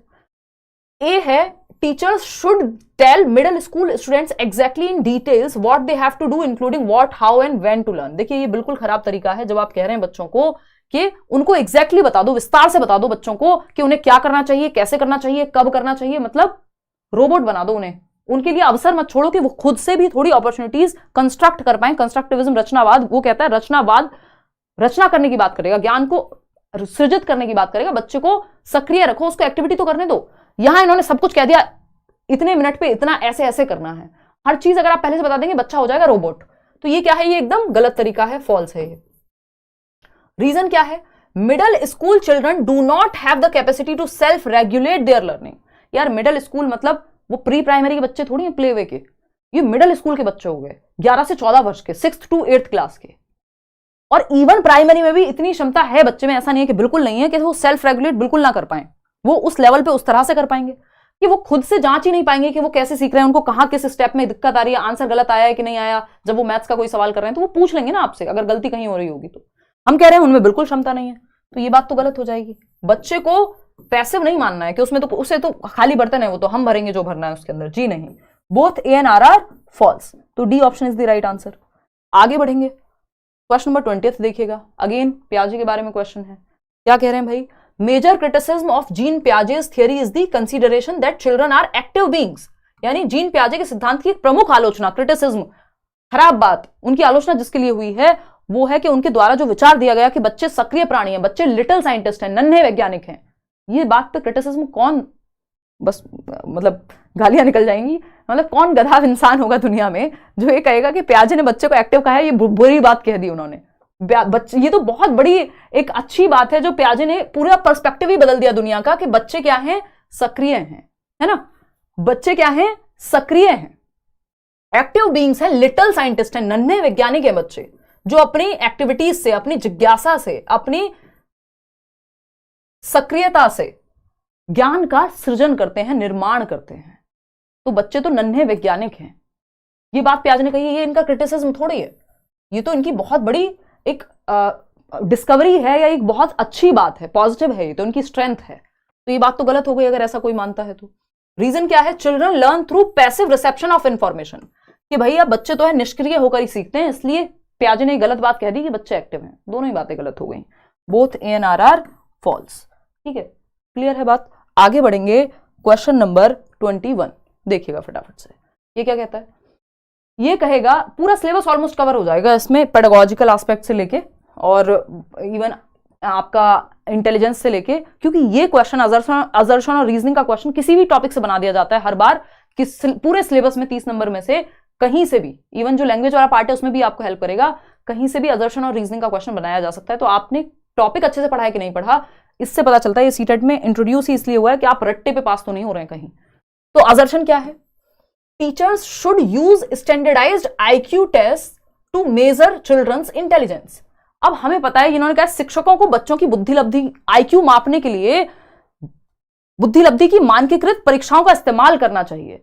यानी कि जो स्टैंडर्ड टेस्ट हैं आईक्यू के, उनको अपनाना चाहिए। जबकि जो चाइल्ड सेंटर्ड एजुकेशन है वो ये कहता है भैया, या अगर गार्डनर की बात करें, हार्वर्ड गार्डनर की मल्टीपल इंटेलिजेंस की थ्योरी में, उन्होंने साफ साफ नकारा है आईक्यू टेस्ट कोई सही तरीका नहीं है कि आप पूरी तरह से माप लेंगे बच्चे की बुद्धि को, है ना। बहुत लोग, या हम थॉमस एल्वा एडिसन की जब हम बात कर रहे हैं तो उन्होंने बल्ब का आविष्कार कर दिया, जबकि स्कूल तो कह रहा था इनमें तो आईक्यू नहीं है, ये तो काम के नहीं है, इनसे तो कुछ होगा नहीं, इनको तो ले जाओ। तो आईक्यू टेस्ट कोई एकमात्र तरीका नहीं है आपकी बुद्धि के बारे में सटीक तरीके से बताने का। दूसरा, स्टैंडर्डाइज टेस्ट से ज्यादा बेहतर है हमारा कि हम बात करें फ्लेक्सिबिलिटी की। हम यूनिफॉर्म टेस्ट, स्टैंडर्डाइज टेस्ट, ये सब नेगेटिव बातें हैं। जब अभी हम पॉजिटिव नेगेटिव वर्ड्स करेंगे तो ये डिस्कस करेंगे हम, है ना। तो ये स्टैंडर्डाइज टेस्ट, यूनिफॉर्म टेस्ट या नॉर्मेटिव टेस्ट, ये सारे नेगेटिव वर्ड हैं। यहाँ पे फ्लेक्सिबिलिटी होनी चाहिए। टीचर मेड टेस्ट यहाँ पे फिर भी बेहतर होता है एक बार को, स्टैंडर्डाइज टेस्ट भी बेहतर होता है, लेकिन कुछ केसेस में, बहुत कम केसेस हैं वो, उस पर कभी और बात करेंगे। लेकिन आईक्यू टेस्ट, आईक्यू के द्वारा, यानी आईक्यू मतलब आईक्यू स्कोर आ गया और स्कोर से ही पता लगेगा बच्चा इंटेलिजेंट है कि नहीं, ये एकदम खराब तरीका है। तो इसको हतोत्साहित करना है। ऐसा नहीं है बच्चा स्पोर्ट्स में अच्छा है, आप कह रहे हैं आईक्यू कम है तुम्हारा, है ना। रीजन क्या है? स्टैंडर्डाइज टेस्ट जो होते हैं वो कैन प्रिडिक्ट इंटेलिजेंस एक्यूरेटली। इसके बहुत क्रिटिसिज्म है आईक्यू टेस्ट के भी, कि ये सही प्रिडिक्शन नहीं करते। आईक्यू टेस्ट में फेल होने के बावजूद बच्चा जीवन में अच्छा करता हुआ आपको मिल जाएगा कहीं ना कहीं। सभी केसेस में ऐसा नहीं है कि आईक्यू सही से प्रिडिक्ट कर पा रहा हो। तो both A and R are true. और वैसे भी अगर हम देखें तो आधी आबादी दुनिया में जो है 68% लोगों का आईक्यू एवरेज आईक्यू ही है। तो आईक्यू तो बहुत कम परसेंटेज है जो गिफ्टेड है, और बहुत कम परसेंटेज है 1-2% लोग ही जो बिल्कुल ही रिटार्डेड हैं, जो अपना ध्यान भी नहीं रख पा रहे, बाकी तो नॉर्मल में ही फॉल कर रहे हैं। क्वेश्चन नंबर 22 देखिए। असर्शन क्या है? In a classroom of diverse learners teachers should give reasonable autonomy and flexibility in curriculum and assessment strategies. यानी एक विविध, एक डाइवर्स क्लासरूम जिसमें विविधता वाले बच्चे हैं, अलग अलग तरह के बच्चे हैं, वो क्लासरूम अच्छा माना जाएगा एक तो। और दूसरा उसका रीजन क्या है कि टीचर एक सही मात्रा में बच्चे को फ्रीडम देता है एक्टिविटी करने की, क्वेश्चंस पूछने की, करिकुलम में, यानी करिकुलम मतलब एक्टिविटीज, स्कूल में कदम रखने से लेकर बाहर निकलने तक क्या है, आपको करिकुलम का ही पार्ट है, आप सिलेबस हो, कोई कल्चरल प्रोग्राम हो, कोई डिबेट हो, हर चीज करिकुलम का पार्ट है। तो करिकुलम फ्लेक्सिबल होना चाहिए और आकलन के तरीके भी, यानी एक बच्चा है जिसको डिसलेक्सिया तो उसको आप सेम टेस्ट से नहीं मेजर करेंगे, या एक बच्चा है जो बोल के ज्यादा अच्छे से समझा पाता है तो उसको ओरल टेस्ट ले लेंगे बजाय कि लिखने के। तो बच्चों को मल्टीपल तरीकों से आप पढ़ाओ, मल्टीपल तरीके से असेस करो। सही बात है, ये ट्रू है। रीजन क्या है इसका? Children learn better when they take ownership and their learning needs are accommodated. यानी जब वो ओनरशिप लेते हैं, जब वो सेल्फ डिपेंडेंट होते हैं, जब वो ये कहते हैं कि हाँ मैं करके देखता हूं ये, उसको उनको जब हम फ्रीडम देते हैं कोई भी एक्टिविटी करते हुए, तो जब वो जिम्मेदारी लेते हैं तो वो बेहतर लर्निंग कर पाते हैं। ये बात एकदम सही है।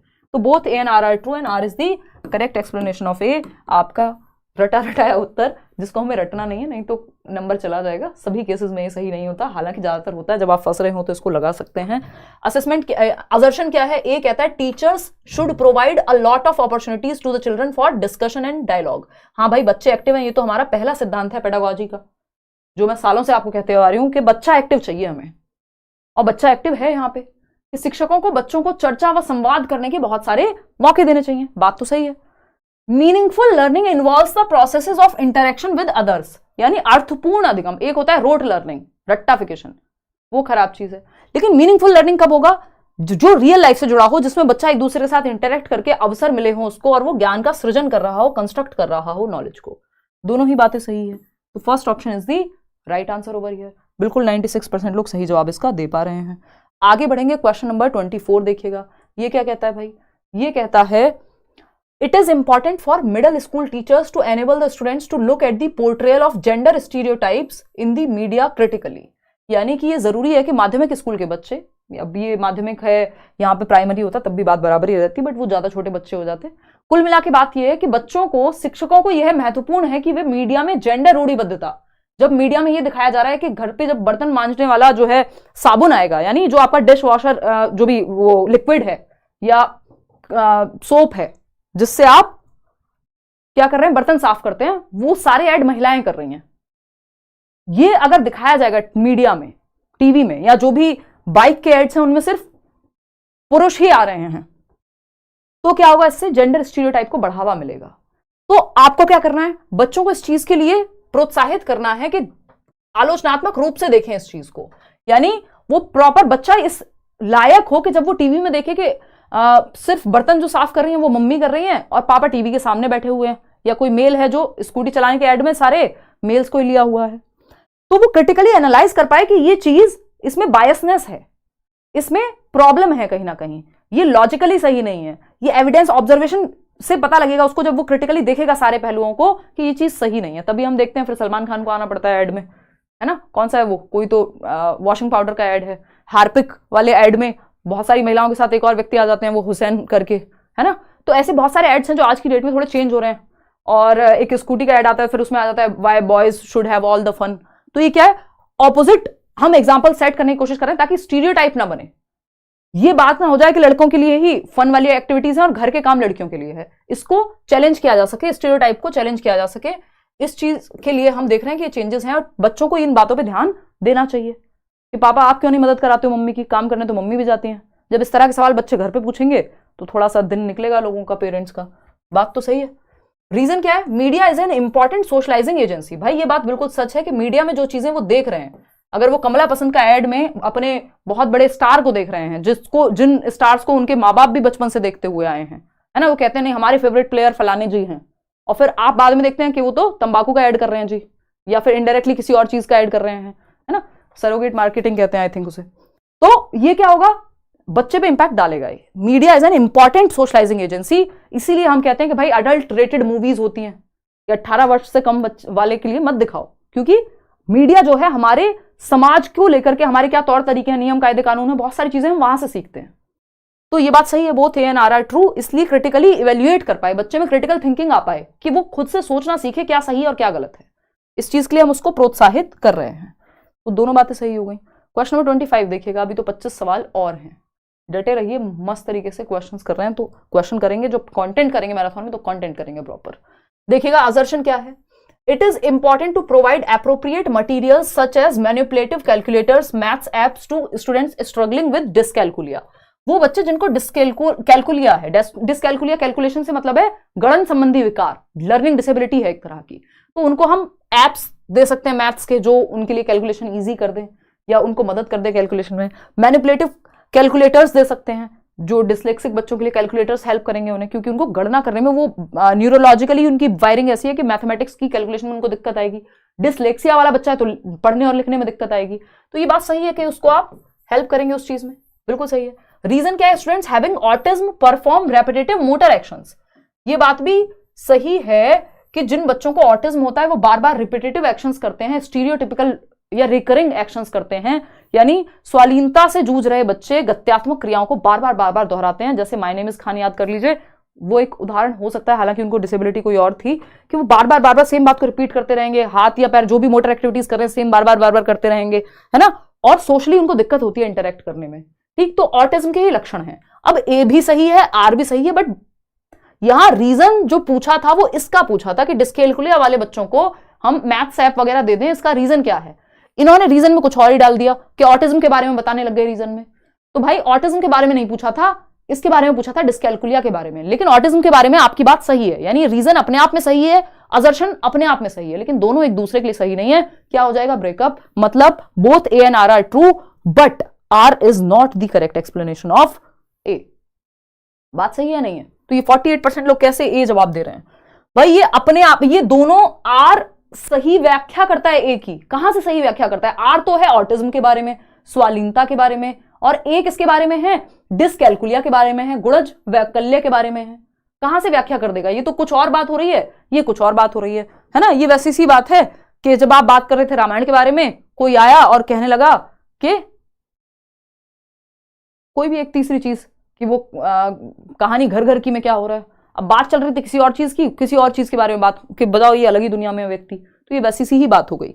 तो both A and R are true, ये अपने आप में सही है दोनों बातें, लेकिन आर जो है सही से व्याख्या नहीं करता ए की। तो बी ऑप्शन सही था यहाँ, ना कि ए। क्वेश्चन नंबर 26 देखिएगा। एक स्टेटमेंट क्या है? Teachers who believe that ability is not fixed and can be changed by putting in efforts are likely to motivate students to improve their performance at schools. यानी जो शिक्षक ये मानते हैं कि क्षमता निश्चित नहीं है, एबिलिटी कोई फिक्स्ड चीज नहीं है, अगर आप मेहनत करेंगे तो आप भी सीख जाएंगे।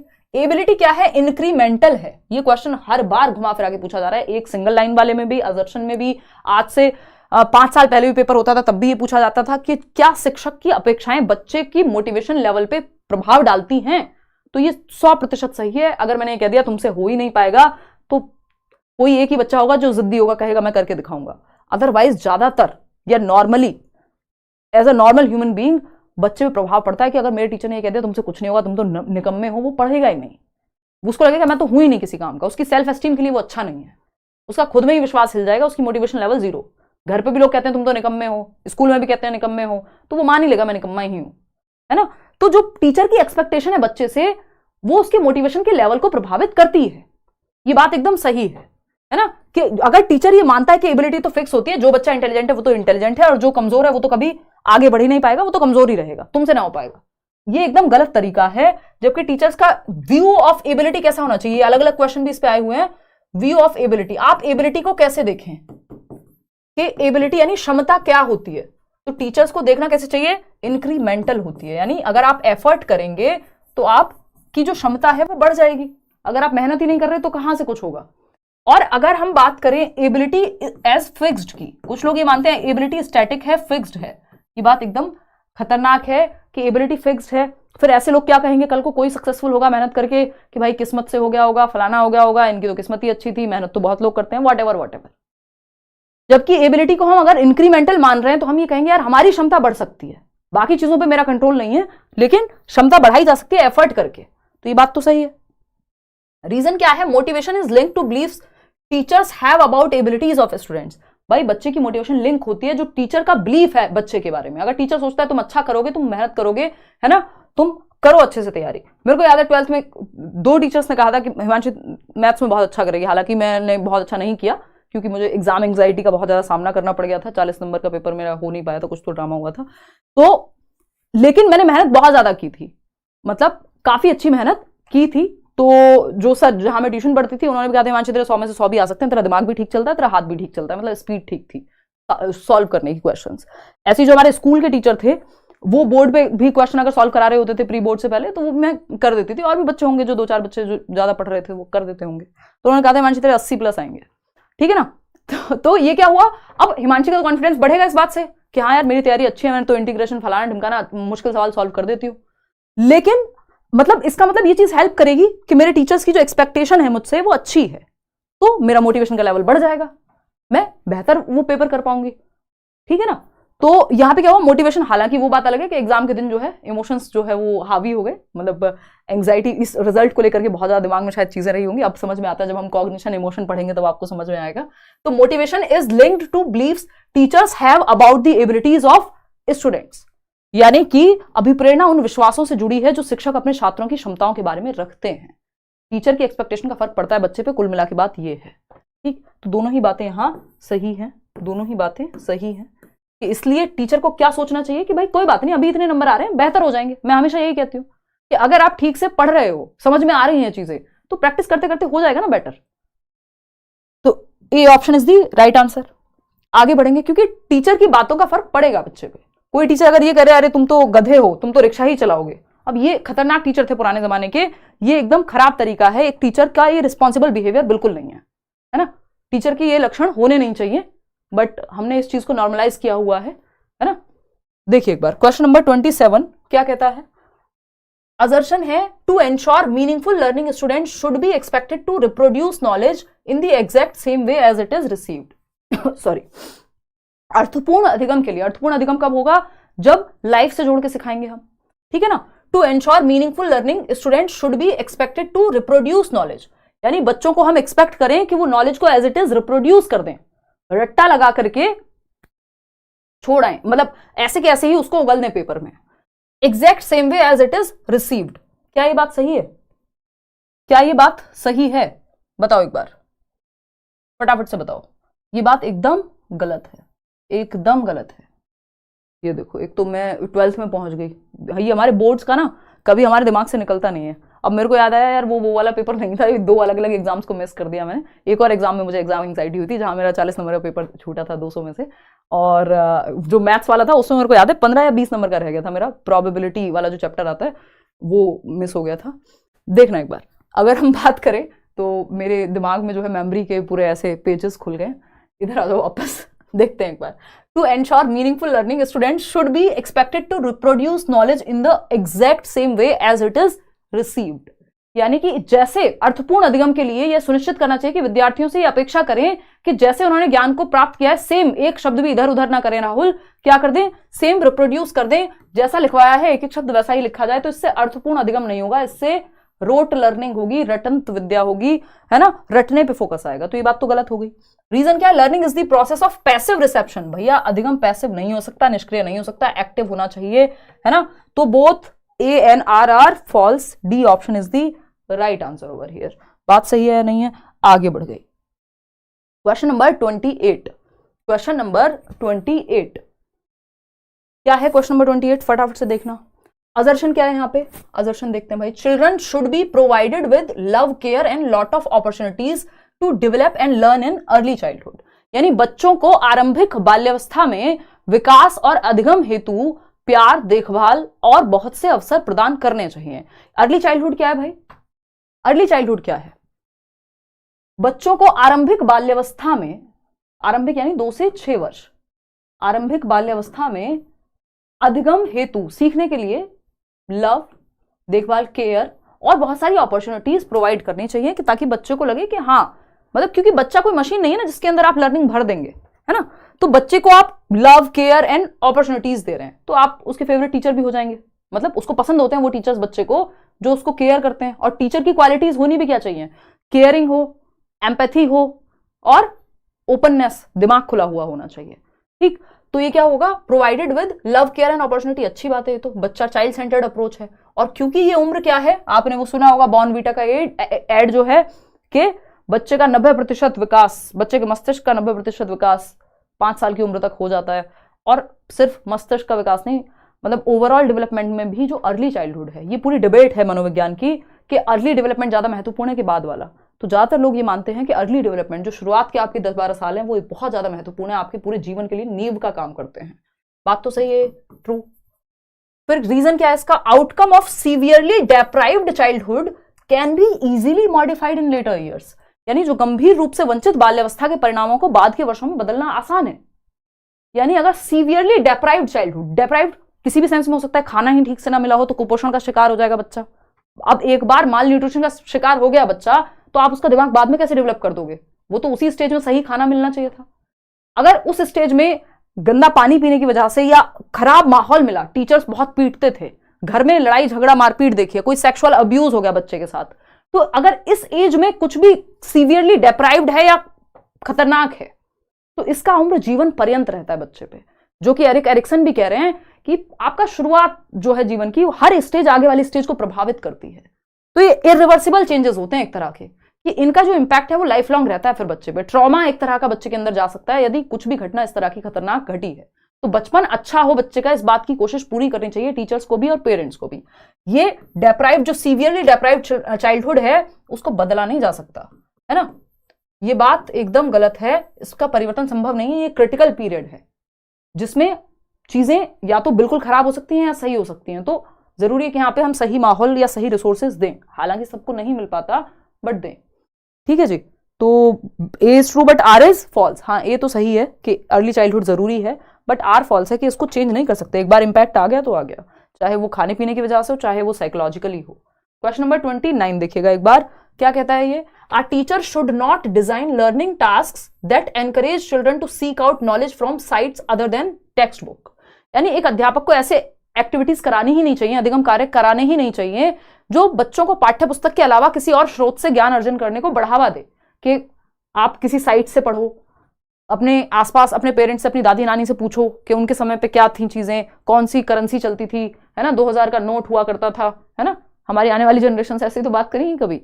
तो ये क्या हुआ कि आप टेक्स्ट बुक के अलावा बाहर से भी आप लर्निंग टास्क करके एनकरेज करो बच्चे को, चाहे साइट से सीखना हो चाहे अपने आसपास से सीखना हो, उनको एनकरेज करना चाहिए टीचर को। लेकिन इन्होंने कह दिया should not design learning task, ऐसे टास्क ही मत डिजाइन करो जिसमें बच्चे को टेक्स्ट बुक के अलावा कहीं और से जानने को मिले। तो भाई लर्निंग सिर्फ टेक्स्ट बुक सेंटर्ड थोड़ी होती है। हम तो कह रहे हैं एनसीएफ में या नेशनल एजुकेशन पॉलिसी में भी कि हमको लर्निंग को बियॉन्ड क्लासरूम या बियॉन्ड टेक्स्ट बुक लेके जाना है, यानी बच्चे के वास्तविक जीवन से, रियल लाइफ से, उसके कॉन्टेक्स्ट से जोड़ना है, सोशल कॉन्टेक्स्ट से। और ये कह रहे हैं कि सिर्फ टेक्स्ट बुक तक सीमित कर दो, गलत है। रीजन क्या है, learning and knowledge is transmitted and not sought or constructed. जबकि हमें पता है रचनावाद पे आधारित है पूरा सिलेबस आपका, पियाजे, वाइगोस्की, ब्रूनर सब कहेंगे नॉलेज को कंस्ट्रक्ट किया जा सकता है। और ये कह रहे हैं लर्निंग को ट्रांसमिट किया जाता है, भरा जाता है। एक खाली बर्तन है बच्चा, जो मैं आपको चाइल्ड सेंटर्ड में बताती हूँ, है ना, जो आपके जॉन लॉक कह रहे थे कि भर दो उसमें, नहीं, बच्चा खाली बर्तन नहीं है, वो ज्ञान का सृजन करेगा खुद से, एक्टिव बीइंग है। तो दोनों ही बातें गलत हो गई, both A and R false, इसमें कोई डाउट हमको है नहीं। अब देखना इसमें गड़बड़ करते हैं लोग, है ना, इसमें जैसे हमें गलत वाला ऑप्शन होता है उसमें एकदम से आंसर की संख्या कम से कम 10-15% कम हो जाती है। और अगर कहे दोनों सही है तो सब 95% लोग सही उत्तर देते हैं, तो रट्टा नहीं लगाना है। असर्शन क्या है भाई, children acquire language since they are genetically predisposed to do so and the environment does not play any role. Environment का कोई रोल नहीं है लैंग्वेज में।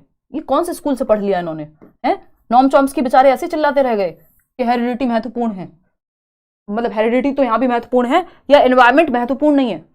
लैंग्वेज वैक्यूम में डेवलप नहीं हो सकती ना, मोगली की भाषा आएगी फिर आपको अगर जंगल में छोड़ दिया जाए तो। आप में जेनेटिक क्षमता है लेकिन बिना एनवायरमेंट के कैसे लैंग्वेज सीखोगे, है ना, अगर लोग ही नहीं होंगे आसपास कहां से सीखोगे। क्षमता रखी रह जाएगी, क्षमता तो बहुत चीजों की हो सकती है आप में, एनवायरमेंट भी तो चाहिए। रीजन क्या है, language development is a product of only heredity. ये दोनों ही बातें गलत हैं। ये यहां तक की बात ठीक थी कि जेनेटिकली हमारे अंदर क्षमता होती है लेकिन एनवायरमेंट का कोई रोल नहीं है लैंग्वेज में, ये दोनों ही बातें फिर गलत हो जाती हैं। Both A and R false. 96% लोग सही जवाब दे रहे हैं, बहुत अच्छा लगा ये देख करके। चलिए आगे बढ़ते हैं नेक्स्ट क्वेश्चन पे। क्वेश्चन नंबर है 31, 20 सवाल और है। मुझे लगता है कि इतनी प्रैक्टिस और ये आपको आंसर भी मार्क करके मिल जाएगा टेलीग्राम पे, जो PDF है, तो इनफ हो जाएगा। मतलब ये एक तरह से पूरे सिलेबस का रिवीजन है इन क्वेश्चंस के थ्रू, क्योंकि ये हर टॉपिक के क्वेश्चन से इन्होंने असर्शन और रीजनिंग के क्वेश्चन बनाए हुए हैं, चाहे वो डेवलपमेंट हो, लर्निंग हो, इंटेलिजेंस टेस्ट हो। आप देख रहे हो हर एक टॉपिक से लगभग आपका पूरा सिलेबस कवर हो जाता है असर्शन और रीजनिंग का, क्योंकि फिक्स नहीं है ना इनसे क्वेश्चन नॉर्मल आएगा या ऐसे वाला आएगा। क्वेश्चन नंबर 31 देखिए क्या कहता है, Ahmed encourages children to his classroom to think of analogies to promote effective problem solving. Ahmed एक टीचर हैं, प्रभावशाली समस्या समाधान के लिए वो बच्चों को अपनी कक्षा में कहते हैं कि समानांतर रूप से सोचो। कि मान लीजिए आपने एक प्रॉब्लम ये सॉल्व की है, इसके जैसी कोई और प्रॉब्लम भी तो सॉल्व की होगी पहले, तो वो समानांतरता ढूंढने को कह रहे हैं, एनालॉजी ढूंढने को कह रहे हैं। बात तो सही है एकदम। प्रॉब्लम सॉल्विंग का वन ऑफ द वेज होते हैं या टेक्निक या तरीका होता है एनालॉजी के माध्यम से। एनालॉजी क्या हो सकती है कि अच्छा आप समझा रहे हैं बच्चे को कि कैमरा कैसे वर्क करता है, तो आप कह रहे हैं कि कैमरा क्या है, हमारी आंख के जैसा है या हमारी आंख कैमरा की जैसी है, वॉटएवर। आपने क्या दिया, समानांतर उदाहरण दिया जिससे समझ में आ सके कि भाई जैसे हमारी आंखें सब कुछ रिकॉर्ड करती हैं वैसे ही कैमरा भी रिकॉर्ड करता है, तो एनालॉजी हो गई। एनालॉजी समझने में मदद करती है, बात सही है। रीजन क्या है, children learn meaningfully when the teachers enable them to make connections, यानी बच्चे बहुत अर्थपूर्ण ढंग से सीखते हैं जब वो कनेक्शंस बनाने को टीचर उन्हें मौका देते हैं, जीवन से जोड़ने को ज्ञान को मौका देते हैं। दोनों ही बातें सही हैं, both A and R are true and R is the correct explanation of A. इसमें क्यों आप फंस गए? 86% लोग ही सही जवाब दे पा रहे हैं। देखो समझते हैं। अहमद प्रभावशाली समस्या समाधान के लिए, अच्छे से बच्चा प्रॉब्लम को सॉल्व कर पाए उसके लिए उसको कह रहे हैं कि समानांतर रूप से सोचने को। कोई और प्रॉब्लम भी तो ऐसी आई होगी आज से पहले, जब पहले कभी बचपन में साइकिल की चेन उतरती थी तो कैसे ठीक करते थे, अब बाइक में भी कोशिश कर रहे हो उस तरह से कुछ और हो जाए, तो कोशिश एक बढ़ावा मिलेगा बच्चे को। बात सही है। बच्चे सार्थक तरीके से तब सीखते हैं जब अध्यापक उन्हें मौका दे कि वो पहले से जो जानते हैं उससे संबंध बनाए, यानी जो वो ऑलरेडी जानते हैं, जो घटना पहले आई थी उनके सामने, जो सिचुएशन, उसी का इस्तेमाल करें नई सिचुएशन में, यानी एनालॉजी। पुराने और नए में अगर कुछ समानता है तो एनालॉजी कह रहे हैं। इसी तरह से प्रीवियस नॉलेज और न्यू नॉलेज में या न्यू प्रॉब्लम के सामने अगर कुछ समानता है उसको ढूंढने तो समस्या का समाधान निकल जाएगा। दोनों बातें सही हैं। आगे बढ़ते हैं नेक्स्ट क्वेश्चन पे। क्वेश्चन नंबर क्या है? 32। देखिएगा 32nd क्वेश्चन क्या कहेगा। Apart from academic concepts children learn a lot of skills as well as values and beliefs in schools, यानी बच्चे स्कूलों में एकेडमिक कॉन्सेप्ट्स के अलावा, एकेडमिक कॉन्सेप्ट्स क्या हैं, जो हम कहां से सीख रहे हैं, किताबों से पढ़ रहे हैं, चाहे वो अलग अलग हमारे सब्जेक्ट्स हो। ठीक है ना? क्लियर है? एक मिनट रुको यार, मैं देख लूंगा आप में से कोई कुछ तो कह रहा है। बहुत बढ़िया। कोई कह रहा है समझ नहीं आ रहा है, क्वेश्चन आसान है कि तैयारी ठीक है? तैयारी ठीक है यशी, क्वेश्चन इसी लेवल के आएंगे। कोई एक आध क्वेश्चन रेयर होता है, इन क्वेश्चंस में 50 में से मुश्किल से आपको 5 क्वेश्चन मिलेंगे जो आपको सच में मुश्किल लगे। अगर सारे क्वेश्चन मुश्किल लग रहे हैं तो भी दिक्कत है। तो ये बैलेंस्ड एकदम वो है अप्रोच, ठीक है ना? ये आपने प्रैक्टिस इनफ की हुई है, क्योंकि मैंने नए पुराने सब मिक्स करके क्वेश्चंस आपके सामने हैं, ज्यादातर क्वेश्चंस पूछे जा चुके हैं। देखिएगा असर्शन क्या है, apart from academic concepts children learn a lot of skills as well as values and beliefs in schools, यानी सिर्फ पढ़ाई नहीं करते, सिर्फ किताबों की बातें नहीं सीख रहे हैं वो, जबकि बहुत सारी वैल्यूज स्कूल में, मान लीजिए स्कूल में भोजन मंत्र होता था हमारे यहाँ जब मैं बुलंदशहर में थी, तो वो भोजन को लेके एक वैल्यू डेवलप हो गई कि भाई खाना महत्वपूर्ण है ना, हमारे लिए खाना महत्वपूर्ण है और उसको हमें ग्रेटफुल होना चाहिए जब हमारे सामने प्लेट में खाना हो। तो ये क्या एक वैल्यू है, या सच बोलना क्या है, एक वैल्यू है। फैमिली से भी हो सकती है, स्कूल से भी डेवलप हो सकती है। बिलीव्स इन स्कूल्स, जो विश्वास है ना, वो इतनी शक्ति हमें देना दाता, आजकल इंटरनेट पे चल रहा है ना वो मीम टाइप कुछ, तो उसमें आता है कई बार कि अब समझ में आ रहा है कि इतनी शक्ति हमें देना दाता क्यों गाते थे स्कूल में। तो ये क्या है, वैल्यू एक तरह की इंस्टिल हुई है, या बिलीफ स्कूल से हमारे अंदर इंस्टिल हुआ है। ठीक, तो ये स्कूल में सिर्फ पढ़ाई नहीं होती, ये सारे जो सोशलाइजेशन की टेक्निक्स हैं वो भी हम सीखते हैं। बात तो सही है। फिर आता है reason, schools are a secondary but important agency of socialisation of children, यानी स्कूल सामाजिकरण की एक द्वितीयक कारक है, यानी सेकेंडरी एजेंट है सोशलाइजेशन का। परिवार के बाद आता है प्राइमरी फैमिली है, फिर स्कूल है सेकेंडरी, बट महत्वपूर्ण है क्योंकि आप बहुत सारे लोगों से मिल रहे होते हो स्कूल में, बहुत सारी चीजें आप स्कूल में सीखते हो। वेरी इंपॉर्टेंट है school. Family primary but secondary है स्कूल, लेकिन महत्वपूर्ण है स्कूल भी। तो ये क्या हुआ, दोनों बातें सही है। Both A and R are true and R is the correct explanation of A. 91% लोग सही उत्तर दे रहे हैं। आगे बढ़ रहे हैं नेक्स्ट क्वेश्चन 33।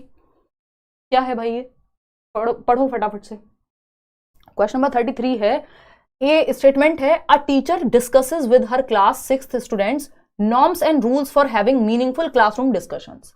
एक शिक्षिका है जो अपनी 6ठी कक्षा के विद्यार्थियों के साथ सार्थक अधिगम यानी मीनिंगफुल लर्निंग यानी एक्टिविटी सेंटर्ड क्लासरूम रहे पे चर्चा करने के लिए मानदंडों और नियमों पर चर्चा कर रहे हैं कि क्या रूल्स होने चाहिए कि हम मीनिंगफुल लर्निंग कर पाए, कि ग्रुप में सीखें एंड ऑल।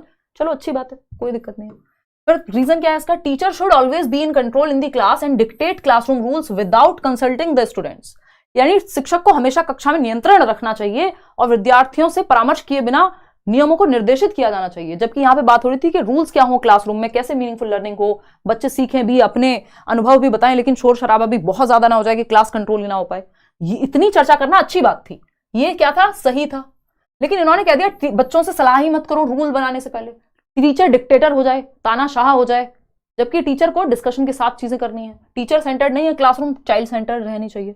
तो ए तो सही है बट आर फॉल्स है, जो कि आप में से 72% लोग सही उत्तर दे भी रहे हैं। आगे बढ़ेंगे, क्वेश्चन नंबर 34 देखिएगा, ये क्या कहता है भाई। क्वेश्चन नंबर 34 कहता है the new learning should be based upon preceding facts and information and related to what children already know. यानी जब आप कुछ भी नया सिखा रहे हैं, जो न्यू नॉलेज है, नया चैप्टर है, नया ज्ञान है, should be based upon preceding facts, previous knowledge, old knowledge, पूर्व ज्ञान पे आधारित होनी चाहिए, जोड़ करके पढ़ाएं जब भी नया पढ़ाएं। बिल्कुल सही बात है, ये तो नोन टू अननोन जाना, ज्ञात से अज्ञात जाना, बिल्कुल फैक्ट है, ये तो ट्रू है। रीजन क्या है, children learn in a spiral and not a linear way. Spiral का मतलब क्या है, जो स्पाइरल करिकुलम भी दिया है किसने, जेरोम ब्रूनर ने, कि कैसे एक क्लास से जुड़ी हुई होती है नेक्स्ट क्लास में। अगर आपने 6th की नहीं 7th में पहुंच गए सीधा, तो कुछ चैप्टर्स ऐसे होंगे जो 6th में पढ़ाए गए थे, उनसे कनेक्ट करके पढ़ाया जाएगा आपको। तो लर्निंग स्पाइरल होती है जो प्रीवियसली एक दूसरे से चीजें जुड़ी हुई होती है ना। तो नॉट अ लीनियर, ये कोई स्ट्रेट नहीं है 2 + 2 4, नहीं, स्पाइरल होगी, चाहे वो लर्निंग हो, डेवलपमेंट हो, ये सारी सोशलाइजेशन हो, ये कॉम्प्लेक्स प्रोसेसेस हैं। तो both A and R true. आगे बढ़ेंगे नेक्स्ट क्वेश्चन पे, क्वेश्चन नंबर है 35। क्या कहता है क्वेश्चन नंबर 35, फटाफट से देखेंगे। ये कहता है, स्टेटमेंट है A, teachers should ask questions that facilitate students to establish relationship between that they are expected to learn and what they already know. Again same बात, जो उनको आता है और जो सीखने जाने वाले हैं या सिखाने वाले हैं जो आप उनको क्लासरूम में, दोनों को क्या कर दें, रियलिया करा दूंगी मैं, don't worry. Realia basically real objects का यूज होता है क्लासरूम में, कि अगर मैंने बॉटल के बारे में बात की तो मैं बॉटल भी दिखा दिया आपको, ये लेकर के आ गई, है ना। ये हम इंग्लिश में पढ़ेंगे, ठीक है ना, इंग्लिश पेडागोजी के मैराथन में, वो होगी 17 तारीख को। 13 को शाम को 7 बजे है आपकी CDP की मैराथन, फिर आपकी 15 को रहेगी, उसको शायद 9 बजे रखूंगी मैं, 15 को रहेगी एक दिन छोड़ के आपकी हिंदी पेडागोजी की मैराथन, और 17 को रहेगी इंग्लिश पेडागोजी की मैराथन। 3 मैराथन लेनी है, ठीक है ना। रीजन क्या है, prior knowledge doesn't play any role in learning of new concepts, यानी जो पूर्व ज्ञान है उसका कोई रोल नहीं है। ये तो एकदम खराब बात हो गई। और यहां पे हम कह रहे थे कि पूर्व ज्ञान से जोड़ के पढ़ाओ जो भी नया पढ़ा रहे हो, ये तो सही था। तो ए तो सही है लेकिन आर गलत है। A is true but R is false. सही बात है, 87% लोग। अब तो आप बढ़िया आंसर देने लग गए हो। तो ये दिमाग को इस दिशा में चलाना है कि इस तरह के क्वेश्चन से जब तक आप बचते रहे तब तक नहीं होंगे सॉल्व। जैसे बचना छोड़ा, पढ़ के समझने की कोशिश की, सॉल्व होने शुरू हो गए। असर्शन की अगर हम बात करें, a teacher should teach each science concept assuming students know nothing. यानी एक शिक्षक को जब वो विज्ञान या साइंस पढ़ा रहे हैं तो हर एक कॉन्सेप्ट को ऐसे पढ़ाना चाहिए कि बच्चे को कुछ नहीं आता पहले से, उनको जानते ही नहीं है, वो तो कुछ खाली बर्तन है, जबकि ऐसा पॉसिबल नहीं है। बच्चा एक्टिव है, उसके प्रीवियस नॉलेज पूर्व ज्ञान से जोड़ के नए ज्ञान को पढ़ाइए, कुछ तो पता ही होगा, जोड़िए, ज्ञात से अज्ञात, नोन टू अननोन ले जाइए। आप तो कह रहे हैं बच्चों को कुछ पता ही नहीं है। Science is an abstract subject with no clear interconnectedness between scientific concepts. यानी जो वैज्ञानिक अमूर्त विषय है, एब्स्ट्रैक्ट कॉन्सेप्ट है, चलो मान लिया कुछ हद तक है, जिसमें वैज्ञानिक अवधारणाओं के बीच कोई स्पष्ट अंतर संबंध ही नहीं है। यानी जो साइंटिफिक कॉन्सेप्ट है उनमें कोई इंटरकनेक्टेडनेस नहीं है, ऐसा तो पॉसिबल नहीं है।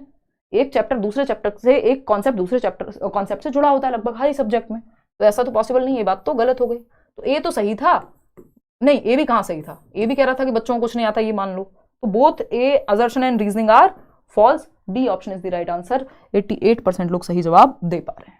आगे बढ़ेंगे क्वेश्चन नंबर 37 पर। ये क्या कहता है भाई, क्वेश्चन नंबर 37 कहता है to develop critical thinking in learners a teacher brings several newspapers mentioning the same news and encourage students to discuss it in groups.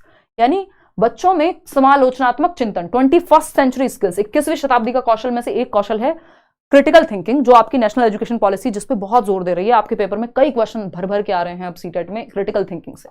तो क्रिटिकल थिंकिंग की जब हम बात कर रहे हैं तो टीचर को क्रिटिकल थिंकिंग को बढ़ावा देना है क्लासरूम में। इसलिए वो कई सारे न्यूज़पेपर के आर्टिकल सेम न्यूज पे, मान लीजिए कोई घटना घटी है, अभी रिसेंटली क्या चल रहा था, वो हिट एंड रन वाला, तो उस पे आपने 70 लोगों के, मतलब 70 तो ज्यादा हो जाएगा, 7 या 5 या 3 न्यूज़पेपर की रिपोर्ट पढ़ी, कि वही न्यूज आपने 3 अलग अलग न्यूज़पेपर में पढ़ी, या वही न्यूज अगर आपने 3 अलग अलग न्यूज चैनल्स पे भी देखी, तो भी आपको पता लगेगा 3 अलग अलग दृष्टिकोण प्रकट हो रहे हैं। ये फलाना चैनल कुछ और कह रहा होगा, ये कुछ और कह रहा होगा, ये कुछ और कह रहा होगा, है ना। तो ये क्या हुआ, बच्चे को अलग अलग पहलू मिलेगा, कि उसको समझ आएगा कि क्या ऑब्जर्व कर पाएगा। एक तो वो, उसके पास डेटा आएगा, एविडेंस के आधार पर, जो भी उसके पास उस टाइम के लिए एविडेंस है, उसके आधार पर वो सोच पाएगा क्या सही है क्या गलत है। यानी मल्टीपल पर्सपेक्टिव्स मिलेंगे, जो कि सही है। डाइवर्जेंट थिंकिंग कर पाएगा वो। Text book can be the only source of knowledge in a middle grade. ये एकदम खराब तरीका किसी भी क्लास में सिर्फ टेक्स्ट बुक या सिर्फ कक्षा की जो किताब है, जो पाठ्य पुस्तक है, पाठ्य पुस्तक is one of the resources, बहुत सारे रिसोर्सेज में से एक रिसोर्स है, ना कि एकमात्र रिसोर्स है। इज नॉट द ओनली या should not be the only resource in the classroom, text book जो है। तो ए तो सही था, बट आर जो है वो गलत हो गया। तो 79% लोग सही जवाब इसका दे पा रहे हैं। क्वेश्चन नंबर 38 देखिए आप और जवाब दीजिए। देखिएगा फटाफट से।